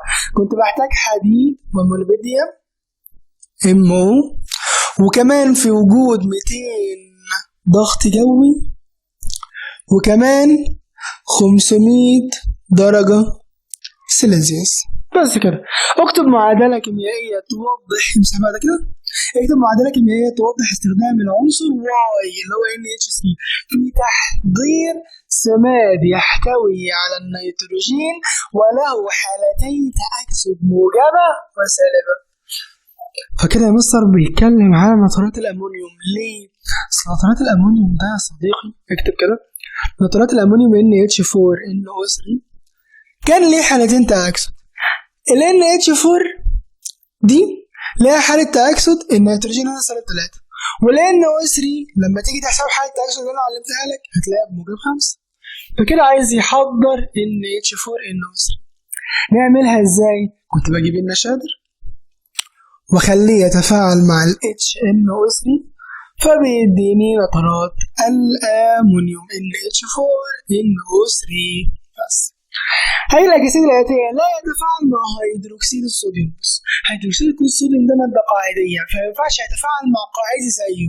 طب هو ايه القاعدي في عناصر المجموعة الفائقة ايه؟ البيزموت عشان البيزموت فلز يبقى الإجابة هي خامس أكسيد البيزموت. هنشوف السؤال اللي بعده. أي من المحاليل الآتية تعتبر أقوى قاعدية؟ الأقوى قاعدية بص وأنا نازل لتحت القاعدية بتقل فأنا كده عايز أقصى حاجة فوق اللي هو النشادر. بس كده الأول أمونيا. النشادر هو الأمونيا يا صديقي. تعال نشوف بقى يا صديقي نموذج بي. سؤال بيقول لك يا صديقي ظهور أبخرة بنية محمرة في جهاز تحضير حمض النيتريك في المعمل. تعال اكتب لي المعادلة. هتقول له حمض النيتريك HNO3 لما بيتسخن عند درجة حرارة أعلى من 100 اللي بيحصل بيديني هيدروجين وNO2 دي اللي هي الأبخرة البنية محمرة وألو2. طيب المخطط ده لسه عاملينه قلنا إن الإم عبارة عن NO والزد عبارة عن O2 والإكس عبارة عن H2 ودي NH3. عايز بقى اكتب معادلة كيميائية توضح الحصول على الغاز زد اللي هو النشادر من حمض النيتريك. عاوزا زد اللي هي O2 من حمض النيتريك. طب ما هي دي جبنا من هنا الأكسجين من حمض النيتريك. اكتب معادلة كيميائية توضح استخدام العنصر Y في تحضير سماد يحتوي على عنصرين من عناصر المجموعة الخمسة. ايه العناصر المجموعة الخمسة اللي انا عارفها؟ هو قصده على النيتروجين والفوسفور. فبعمل ايه؟ اجيب 3 مول من النشادر وخليها يتفاعل مع حمض الفوسفوريك فبيديني يا صديقي عبارة عن مركب ده NH4/3BO4. اختر الإجابة صحيحة. أي الأجساد التي يتفاعل مع الأحماض؟ يبقى كده شوف مركب قاعدي أو متردد. طيب القاعدي هو بيزموت. طب متردد يبقى أنتيمون. هقول لك نيتروجين فوسفور نيتروجين لا. يبقى كده الإجابة هتكون د اللي هي ثالث أكسيد الأنتيمون. أي المركبات الآتية هي الأعلى ثبات؟ الأعلى ثبات هو الأعلى قاعدية اللي هي الأمونيا. بس تعالى نشوف نموذج سي. السؤال بيقول لك يا صديقي اذكر السبب العلمي لا تستخدم سدادات من المطاط عند تحضير حمض النيتريك. اقول لك يا صديقي ان حمض النيتريك عامل مؤكسد قوي فيسبب تآكل في المطاط. السؤال اللي بعده قلناها مليون مره. قلنا ان ام دي ان او وزد او 2 واكس اتش 2 ودي ان اتش 3 بس. بيقول لك المعادله الكيميائيه اللي توضح الحصول على الغاز زد اللي هو او 2 من حمض النيتريك لسه قايلينها برضه فوق مش محتاج نكتبها تاني. قلت المعادله الكيميائيه توضح استخدام واي اللي هو NH3 في تحضير سماد يحتوي على عنصر مجموعه 6 ايه 6 ايه يعني عايز كبريت فبالتالي اجيب له النشادر خليه يتفاعل مع حمض الكبريتيك فيديني كبريتات الامونيوم NH4/2SO4. اي الاكسده الاتيه لا يتفاعل مع الاحماض فبدور على حمض 5 اكسيد البيزموت لا ده قاعده 5 اكسيد الفوسفور صح. أي المركبات الآتية يعتبر الأقل ثباتا حراريا؟ هشوف أقصى حاجة تحت فهلاقي إن الستبين ده اللي هو دال هي أقل واحدة من حيث الثبات الحراري. ماشي، هنشوف بقى يا صديقي، تعال نخش على التقييم الأسبوعي العاشر.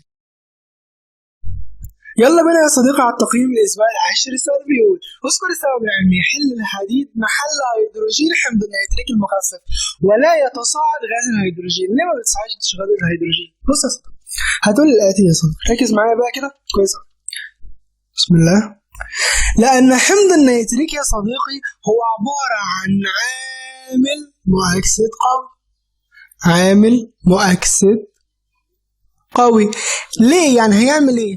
اقول لك يا صديقي ان هو بيأكسد الهيدروجين وبيحوله لماء، بيحول الهيدروجين الى ماء اللي هي H2.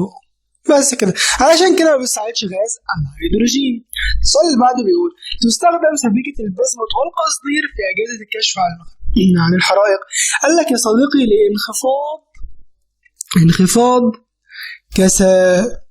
انخفاض درجة الانصهار بتاعته، انخفاض درجة انصهار السبيكة، علشان كده بنستخدمها في الكشف عن الحرائق. وضح بمعادلة كيميائية متزنة كيف يمكن الحصول على غاز الأكسجين من حمض النيتريك. جاوبناها كتير قوي يا صديقي. كنا بنعمل ايه؟ هنجيب لنا 4 مول من حمض النيتريك. أظن احنا يعني قلنا المعادلة دي كتير جدا فمش لازم نشرحها قوي. في وجود حرارة ولازم أن تكون أعلى من 100 درجة سلسيوس، بيديني 4 مول من ثاني أكسيد النيتروجين و2 مول مية وأكسجين. كده أنا حصلت على الأكسجين من حمض النيتريك. تعال نكمل. من المخطط التالي: إذا علمت أن الغاز اللي هو ده أحد أكاسيد النيتروجين في حالة تأكسده موجب 2. النيتروجين امتى مع الأكسجين بيعمل حالة تأكسد موجب 2؟ إنه أول أكسيد النيتروجين بيكون وقتها حالة تأكسد النيتروجين موجب 2. ماشي. طيب قال لك إيه؟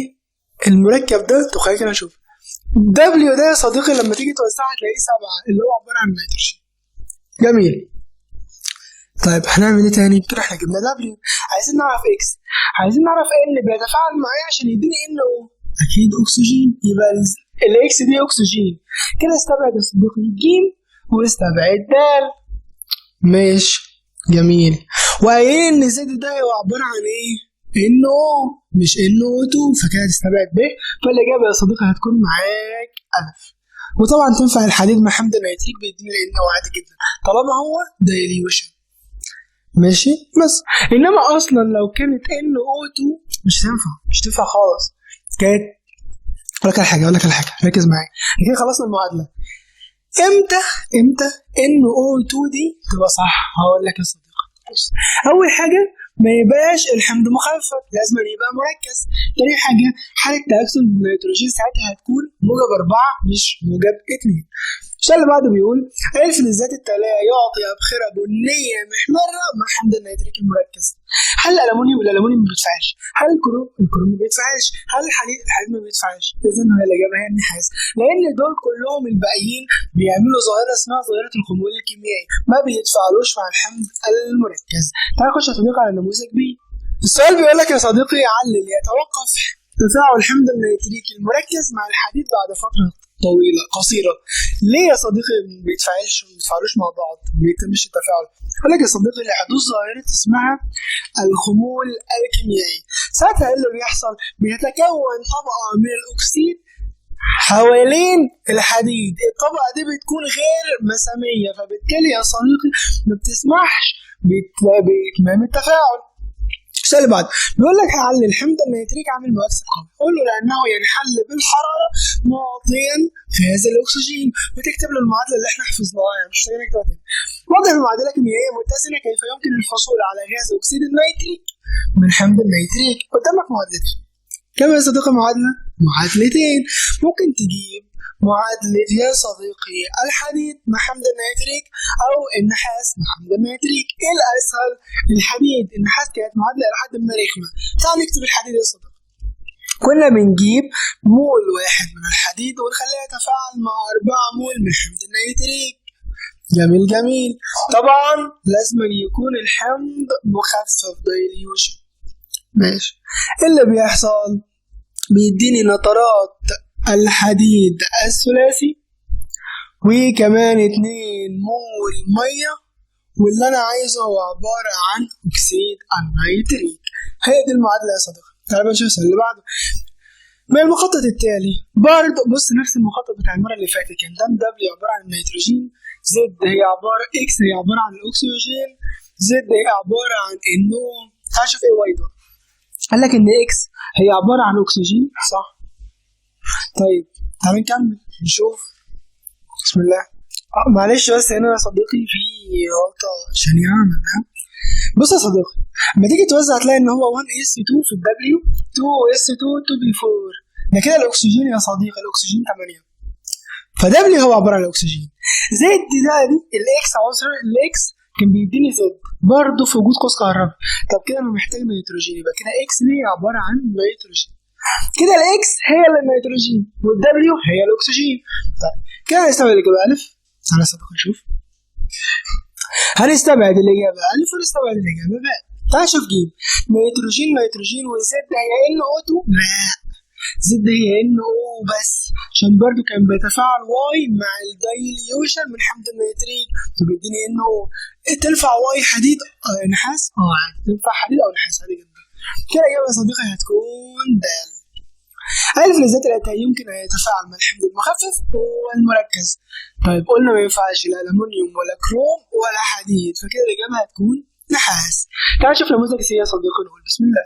السؤال بيقول لك على الانخفاض معدل استخدام الزرنيخ في حفظ الأخشاب، لأن هو يا صديقي مادة سامة ولذات تأثير ضار على البيئة والصحة العامة، عشان كده انخفض معدل استخدامه.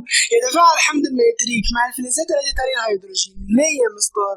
أقول لك يا صديقي لأنه بص حمض النيتريك ده هو عبارة عن عامل مؤكسد قوي، فبيأكسد الفلز إلى أكسيد الفلز، وبالتالي بعدها يقدر يتفاعل معه بكل سهولة. واضح معادلة كيميائية متزنة كيف يمكن الحصول على ثاني أكسيد النيتروجين من حمض النيتريك. برضه يا صديقي المعادلة اللي احنا حفظناها انحلال حمض النيتريك بيديني ثاني أكسيد النيتروجين. تعال شوف بقى المخطط ده. إذا علمت أن الغاز زد شبه ذلك كقولوا لك زد أحد أكسيد النيتروجين في حالة تأكسد موجب 4، خلاص يبقى هي NO2. كده زد ده هي NO2، كده تستبعد باء وتستبعد دال. قال لك ان دبليو هي عباره عن NO صح، تنفع NO مع الاكسجين بيديني NO2 صح، جميل. فكده لحد هنا الف تنفع وجيم تنفع. طب واي هل هو حديد ولا نحاس؟ شوف بقى بص، قال لك هنا ان الواي دي لما بيتفاعل مع الحمض المركز بيديني ثاني اكسيد نيتروجين.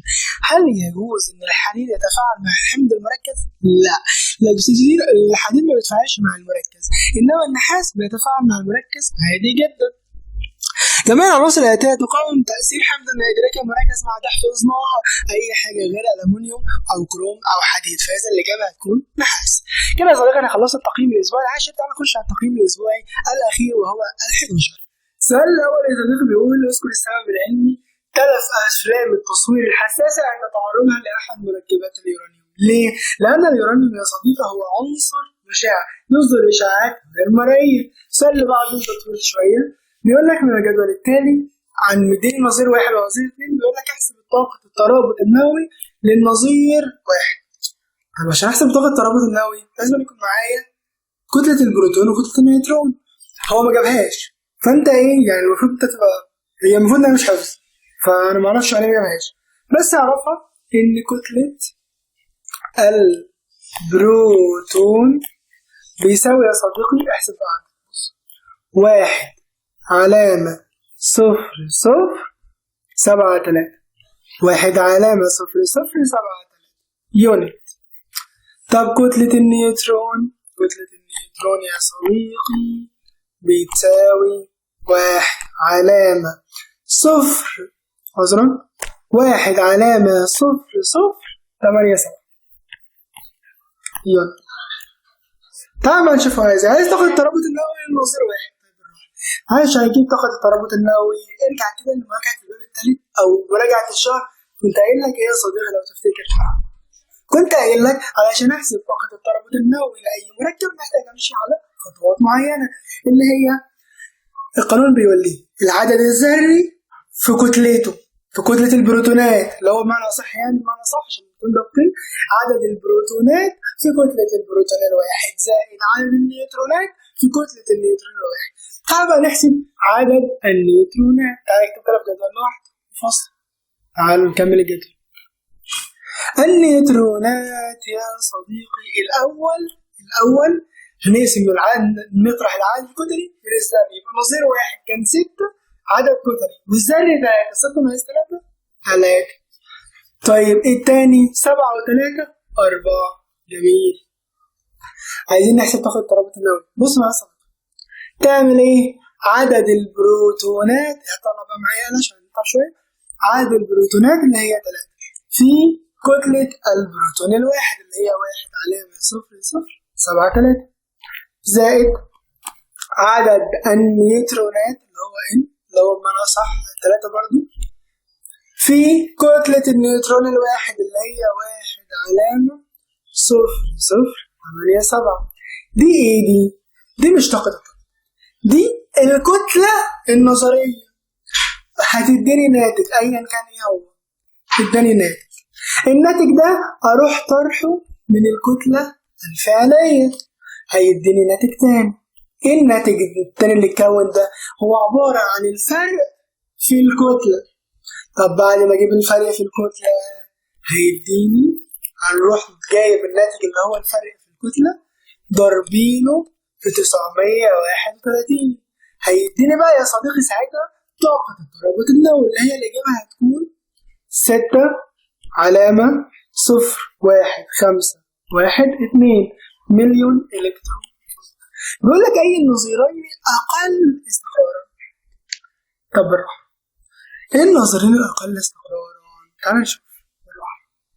بنحسب يا صديقي بقى الآتي، بنجيب طاقة الترابط النووي لكل نيوكليون والأقل فيهم في الطاقة هو الأقل استقرار. هنجيب طاقة الترابط الأول لنظير واحد. احنا معانا طاقة الترابط الكلية، هنروح قاسمينها على كام؟ على عدد النيوكليونات اللي هي 6. هتديني يا صديقي، خلينا بقى كده نحسب، معلش بقى كده عشان كده في حاجة لحظة.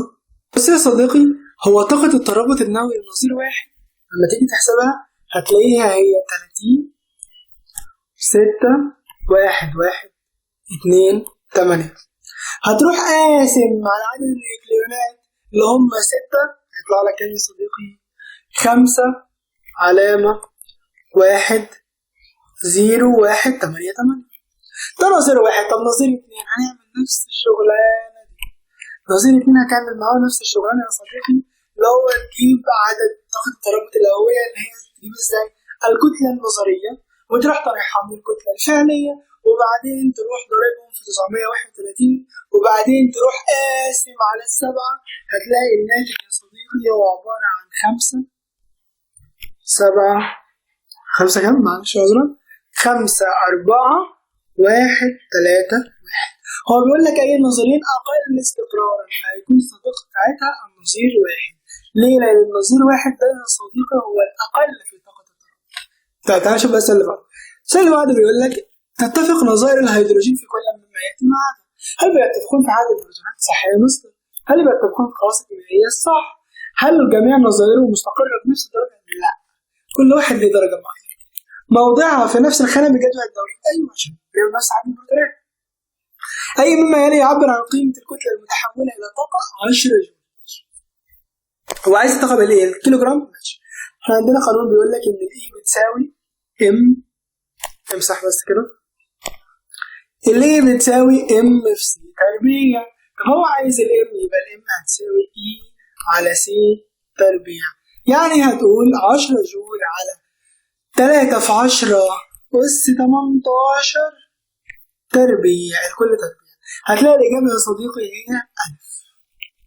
كده خلصنا نموذج ألف. نموذج ايه؟ تعالوا بقى نخش على نموذج ب يا صديقي.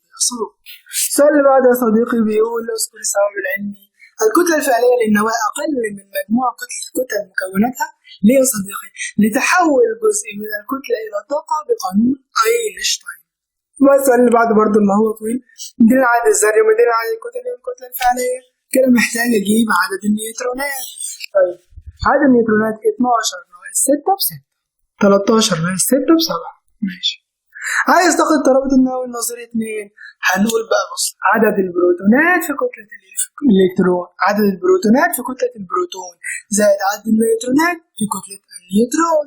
طيب هنقول 6 اللي هي عدد البروتونات 6 في 1 علامة 0 7 3 زائد 7 في 1 علامة 0 8 7.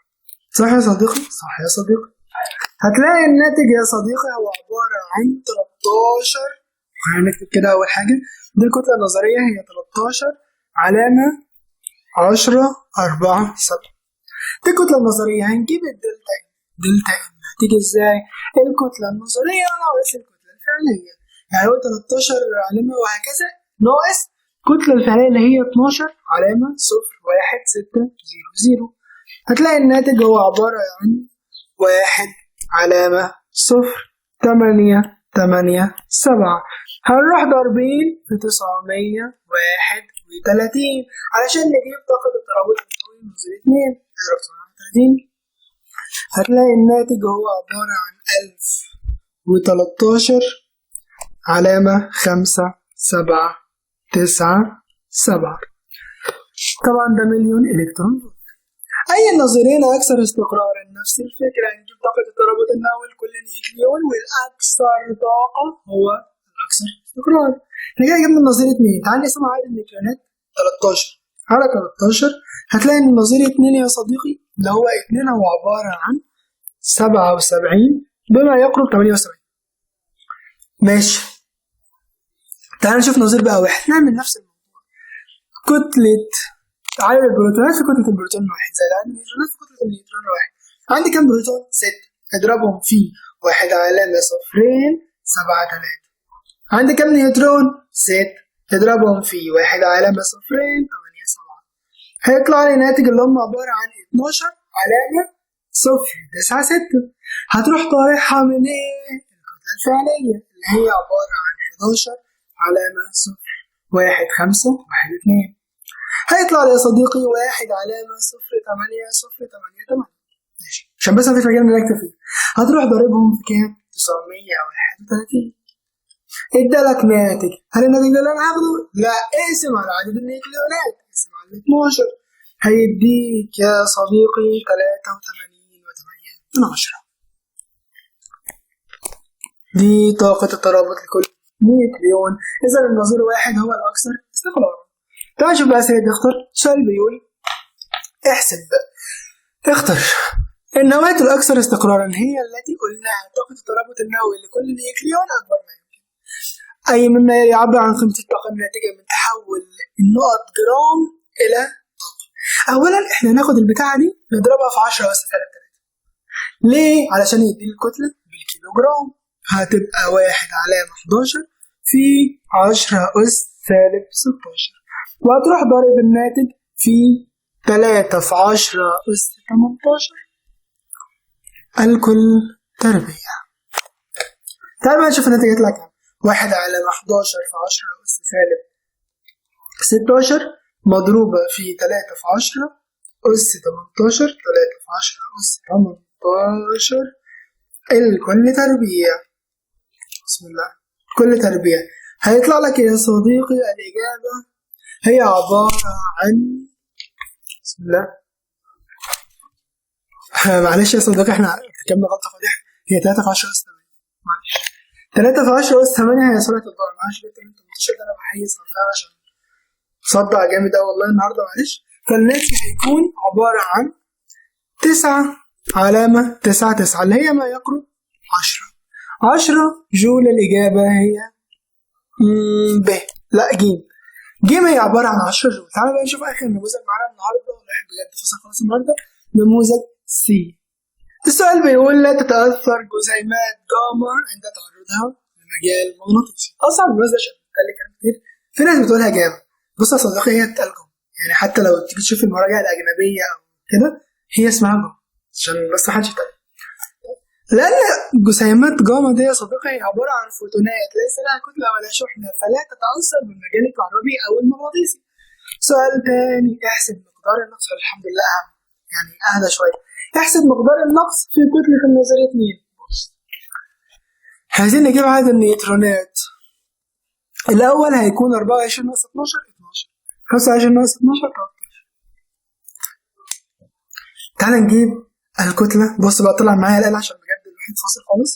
هتقول عدد البروتونات في كتلة البروتون الواحد زائد عدد النيوترونات في كتلة النيوترون الواحد. عندي كام بروتون؟ 12. 12 في 1 علامة 0.073 زائد عندي كام نيوترون؟ 12. 12 في 1 علامة 0.008. معلش عايز نظرية 2. نظرية 2 عنده 13 نيوترون، فهنقول 13 في 1 علامة 0.087. فالناتج يا صديقي هيكون 25 و2007، يعني 25 علامة 2007. هتروح طارحها من الكتلة الفعلية اللي هي عبارة عن 24 علامة 0.1 هتلاقي الناتج يا صديقي هو عبارة عن الدلتا ام. هي 1 علامة 1.847. بيقول لك أي النظرين أكثر استقرارا. خلي بالك نشوف نظريتني كده. احنا جبنا نقص في الكتلة صح؟ اضرب 931 كده بسرعة. 931 هيطلع لك 1102 وكسور. ماشي. الناتج اللي طالع ده قسمه على عدد النيوكليونات اللي هي 25. هيطلع لك الناتج هو عبارة عن 44 و12. دي أول نظير. تاني نظير هنعمل بقى نفس الموضوع. عدد البروتونات في كتلة البروتون الواحد اللي هي 12 مضروبة في 1 علامة 0.073 زائد عدد النيوترونات اللي هي 12 في كتلة النيوترون اللي هي 1 علامة 0.087. طلع لي ناتج اللي هي 24 وعلامة 192. هتطرحه من الكتلة الفعلية اللي هي عبارة عن 23 علامة 0.1512. هيطلع لي ناتج ده الدلتا ام. هتروح ضربه في كام؟ 931. طلع لي الناتج. هل ده اللي انا عايزه؟ لا، انا هقسم على عدد النيوكليونات اللي هو هتقسمه على 24. هيطلع لك الناتج 45 بالتقريب يا صديقي. 45 65 كده. من اعلى نظرة واحد بس. اي من بقى يعبر عن الرمز اللي ذرة عنصر تحتوي على 5 بروتونات و6 نيوترونات. بالراحة، البروتونات هي عبارة عن العدد الذري اللي بيتكتب تحت، فبنكتب تحت 5. طب فوق العدد الكتلي او عدد النيوكليونات هي عبارة عن عدد البروتونات زائد النيوترونات. 5 زائد 16 11. يبقى اكس 5 11 اللي هي الناتج 1000. بس. السؤال اللي بعده بيقول لك اذا تحولت مادة كتلتها 1 جرام تماما الى طاقة. طيب عايز الطاقة الناتجة بتساوي كام؟ بالراحة. عايز جرام حوله لكيلو جرام. من جرام لكيلو جرام هتضرب في 10 أس سالب 3. يبقى كده الواحد جرام دي هي عبارة عن 10 أس سالب 3 كيلو جرام. بعدين تروح ضارب في 3 في 10 أس 8 الكل تربيع. طلع لك بكام بقى يا صديقي؟ احسب كده. 10 أس 3 مضروبة في 3 في 10 أس 8 الكل تربيع. هتلاقي الناتج هي عبارة عن 9 في 10 أس 13. كده يا صديقي الحمد لله. تعالى بقى يا صديقي في آخر تقييم معانا النهاردة، آخر تقييم في المنهج أصلا. السؤال الأول اللي هو تقييم الأسبوع 12. السؤال الأول بيقول اذكر السبب العلمي.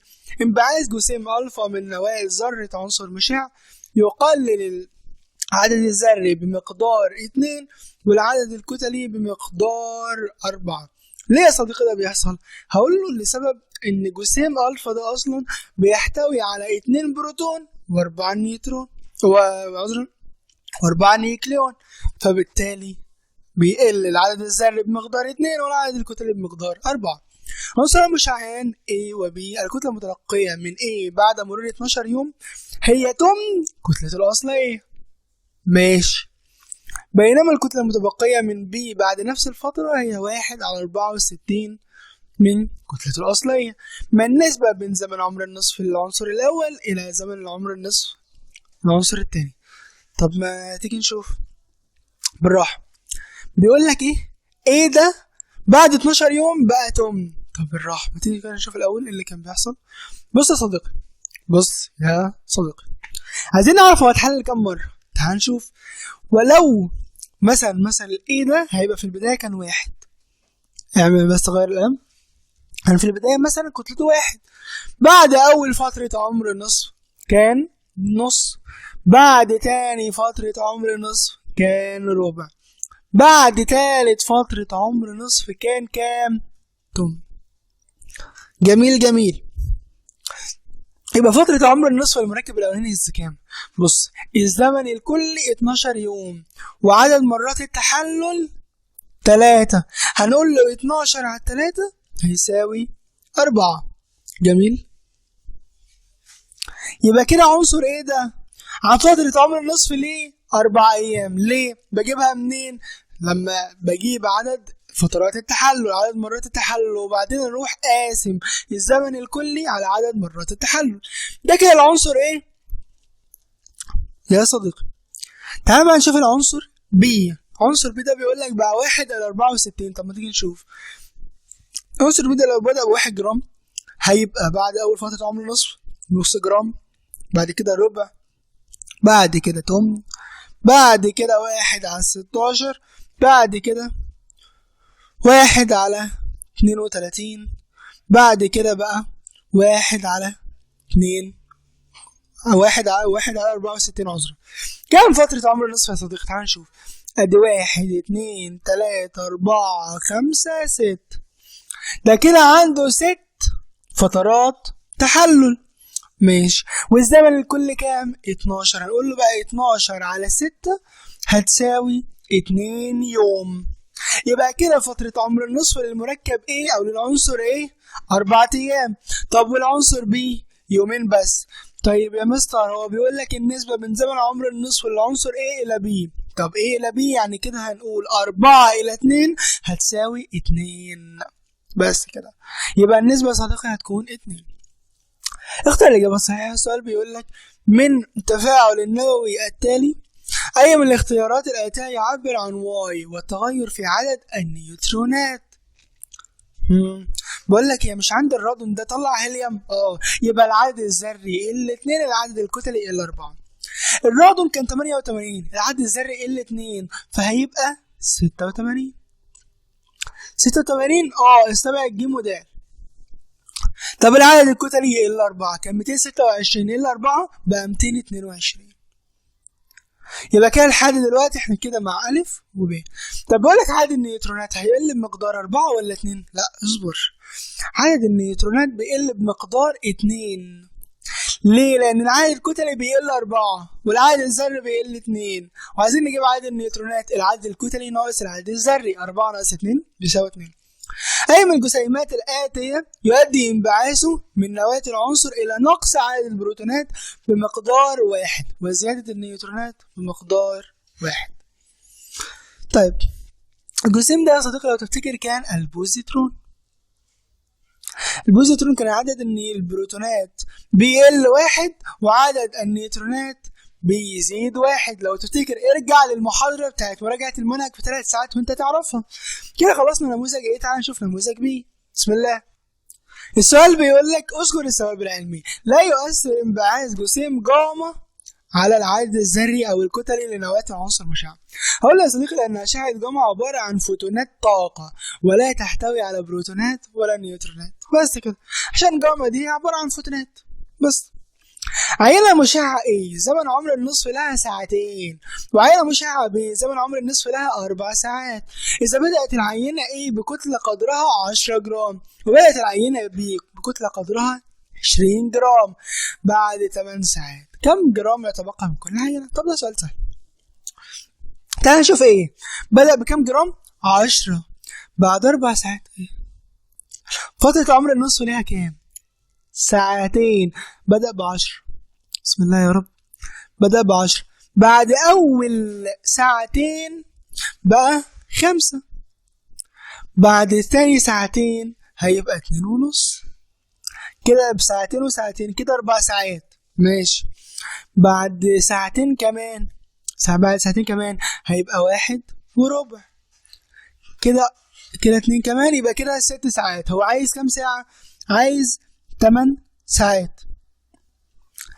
بعد يا صديقي ساعتين كمان هنقول 1.25 على 2، ايه اللي هيحصل؟ هيبقى عبارة عن 625 من 1000 جرام. بس كده.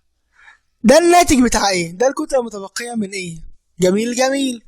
طيب الكتلة المتبقية من بي نفس الفكرة. هو معلش فترة عمر النصف للبي كام؟ 4 ساعات. يبقى كده عنده مرتين تحلل بس ودي سهلة. بدأ بكام يا مستر؟ بسم الله. بدأ بيه بكتلة 20. بعد 4 ساعات هيبقى 10. بعد 4 ساعات كمان هيبقى 5. 4 و4 8. يبقى إذا يا صديقي الكتلة المتبقية 5 جرام من بي. ماشي كده احنا خلصنا. بسم الله. السؤال بيقول اختر إذا علمت أن نواة عنصر مشع X قد تحولت إلى نواة عنصر المغنيسيوم 1224 وصاحب ذلك نقص في العدد البروتونات بمقدار 1 وزيادة عدد النيوترونات بمقدار 1. مستر انت بتقول لي نقص عدد البروتونات وزيادة عدد النيوترونات؟ ده كده وش بوزيترون. بوزيترون وش، ومفيش عندي اصلا غير الف اللي فيه بوزيترون. طب مستر عايز اتاكد من الالومنيوم بالراحه. الالومنيوم لما بيطلع بوزيترون العدد البروتونات بيقل 1، فبقى كان 13 بقى 12 اللي هو المغنيسيوم. طب عدد الكتلي، العدد الكتلي ما بيتغيرش، هو كان 24 بقى 24. بس كده. اخر سؤال في النموذج بي. جسيم اكس انبعث من احدى الانويه مما ادى الى انقاص عدد النيوترونات بمقدار 1 وزيادة عدد البروتونات بمقدار 1. ده كان عكس البوزيترون اللي هو النيجاترون. ماشي. أي من الاختيارات الآتية يعبر عن الجسيم إكس والتغير الحادث في النيوكليونات؟ بص، بوزيترون والنيجاترون ما بيغيروش عدد النيوكليونات، فإذا يا صديقي الجسيم إكس لسه قايلين إن هو نيجاترون، وبالتالي هو يظل ثابتا اللي هو التأثير على عدد النيوكليونات. كده خلصنا نموذج بي. تعالى نخش على آخر نموذج معانا وهو نموذج سي. بسم الله. اذكر السبب العلمي عند انبعاث جسيم نيجاترون من نواة العنصر المشع يزداد عدد الذري بمقدار 1 بينما يظل الكتلي ثابتا. هقول له يا صديقي لأن النيوترون يتحول إلى بروتون، وبعدين اكتب له المعادلة. المعادلة كانت عبارة عن إيه؟ النيوترون 0.1 بيتحول إلى نظير الهيدروجين 1.1 زائد النيجاترون -2.0. بس كده يا صديقي. عنصر المشعان بس عمال يعرف المعادلة دي مش لازمة. انت ممكن تيجي تقول له ايه؟ لأن النيوترون يتحول إلى بروتون وخلاص المعادلة دي مش لازمة. عنصر المشعان ايه وبي؟ إذا بدأت عينة من كل منهما بنفس الكتلة الأرضية الأصلية وبعد مرور 12 يوم تبين أن الكتلة المتبقية من A تعادل 8 أمثال الكتلة المتبقية من B. فإذا علمت أن زمن عمر النصف للعنصر A هو 4 أيام، فما زمن عمر النصف لبي؟ بص، هنفترض ان كتلة A 100. افترض معايا ان هي 100 ونشوف بعد 12 يوم عدد فترات التحلل هتبقى كام. ماشي بالراحة. بسم الله. عندي قانون بيقول لي عدد مرات التحلل هو عبارة عن الزمن الكلي على فترة عمر النصف، يعني 12 على 4 فيها 3، فكده عن 3 مرات تحلل. دي أول حاجة معانا. طيب بسم الله الرحمن الرحيم. كانت 100 اتحولت إلى 50، دي أول فترة عمر النصف. تاني فترة عمر النصف يبقى 25. تالت فترة عمر النصف هتبقى 12.5. 12.5. فكده كتلة ايه المتبقية هي 12.5. تعالى بقى نقرأ السؤال تاني. بيقول لي تبين أن الكتلة المتبقية من ايه تعادل 8 أمثال الكتلة المتبقية من بي. معنى كده يا صديقي ان 12.5 دي هي عبارة عن 8 أمثال الكتلة المتبقية من بي. يعني هنقول 12.5 على 8. تعال نشوف هتديني كام. هلاقي يا صديقي ان الكتلة المتبقية من بي هي عبارة عن، هو رقم كبير شوية، 1 علامة 5 6 2 5. سجلها عندك بقى. إذا يا صديقي دي الكتلة المتبقية من بي. طب كده عايزين نعرف عدد مرات التحلل عشان نجيب فترة عمر النصف. هقول لك بص، امسح كده ايه، احنا كده كل اللي احنا عايزينه من ايه؟ ان هو الرقم اللي احنا جبناه. تعال بقى نشوف بيقول لك بدأت بنفس الكتلة، يعني بدأت ب100. تعال بقى نشوف فترات عمر النصف بالراحة خالص لحد ما نوصل للرقم ده. ماشي، 100 على 2 هتديني كام؟ امسك بقى آلتك. 100 على 2 فيها 50، 50 على 2 فيها 25، 25 على 2 فيها 12 ونص، 12 ونص على 2 فيها كام يا صديقي؟ 12 ونص، بسم الله، ثواني كده، 12 ونص على 2 فيها 6 وربع، 6 وربع على 2، 6 وربع على 2 هتديني 3 علامة 1 2 5. الرقم ده على 2 كمان هيديني الرقم اللي أنا عايزه اللي هو 1 علامة 5 6 2 5. تعال بقى نشوف فترات عمر النصف. ادي اول فترة، تاني فترة، تالت فترة، رابع فترة، خامس فترة، 6. يبقى انا كده اداني 6 فترات تحلل. هستفاد منه في ايه؟ هقول لك عندي قانون، لو عايز اجيب فترة عمر النصف هقول الزمن الكلي على عدد مرات التحلل. ماشي، الزمن الكلي كام؟ 12 على عدد مرات التحلل اللي هو 6، هيبقى يومين. كده فترة عمر النصف ليه 2 يوم. بس كده. اختار الإجابة الصحيحة. إذا علمت أن نواة عنصر مشع مجهول X قد تحولت إلى نواة عنصر النيتروجين وصاحب ذلك، ركز معايا بقى، صاحب ذلك إيه؟ صاحب ذلك زيادة في عدد البروتونات بمقدار 1 ونقص في عدد النيوترونات بمقدار 1. لسه قايلها لك يا صديقي، افتكر كده معايا، لسه قايل لك ان العنصر ده يا صديقي كان النيجاترون. النيجاترون هو اللي بيحول بالطريقه دي. يبقى كده اذا اول حاجه ان هو عباره عن نيجاترون. طيب انا اصلا ما عنديش في الاختيارات غير حاجه واحده فيها نيجاترون، فدي الاجابه اللي انا هختارها. عايز اتاكد، هنشوف العدد الذري اقل ولا زاد. عمل ايه؟ قال لك العدد الذري زاد 1، صح؟ طب العدد الكتلي اتغير؟ لا، النيجاترون ما بيغيرش، كده صح. تعالى في اخر سؤال معانا في الفيديو بتاع النهارده.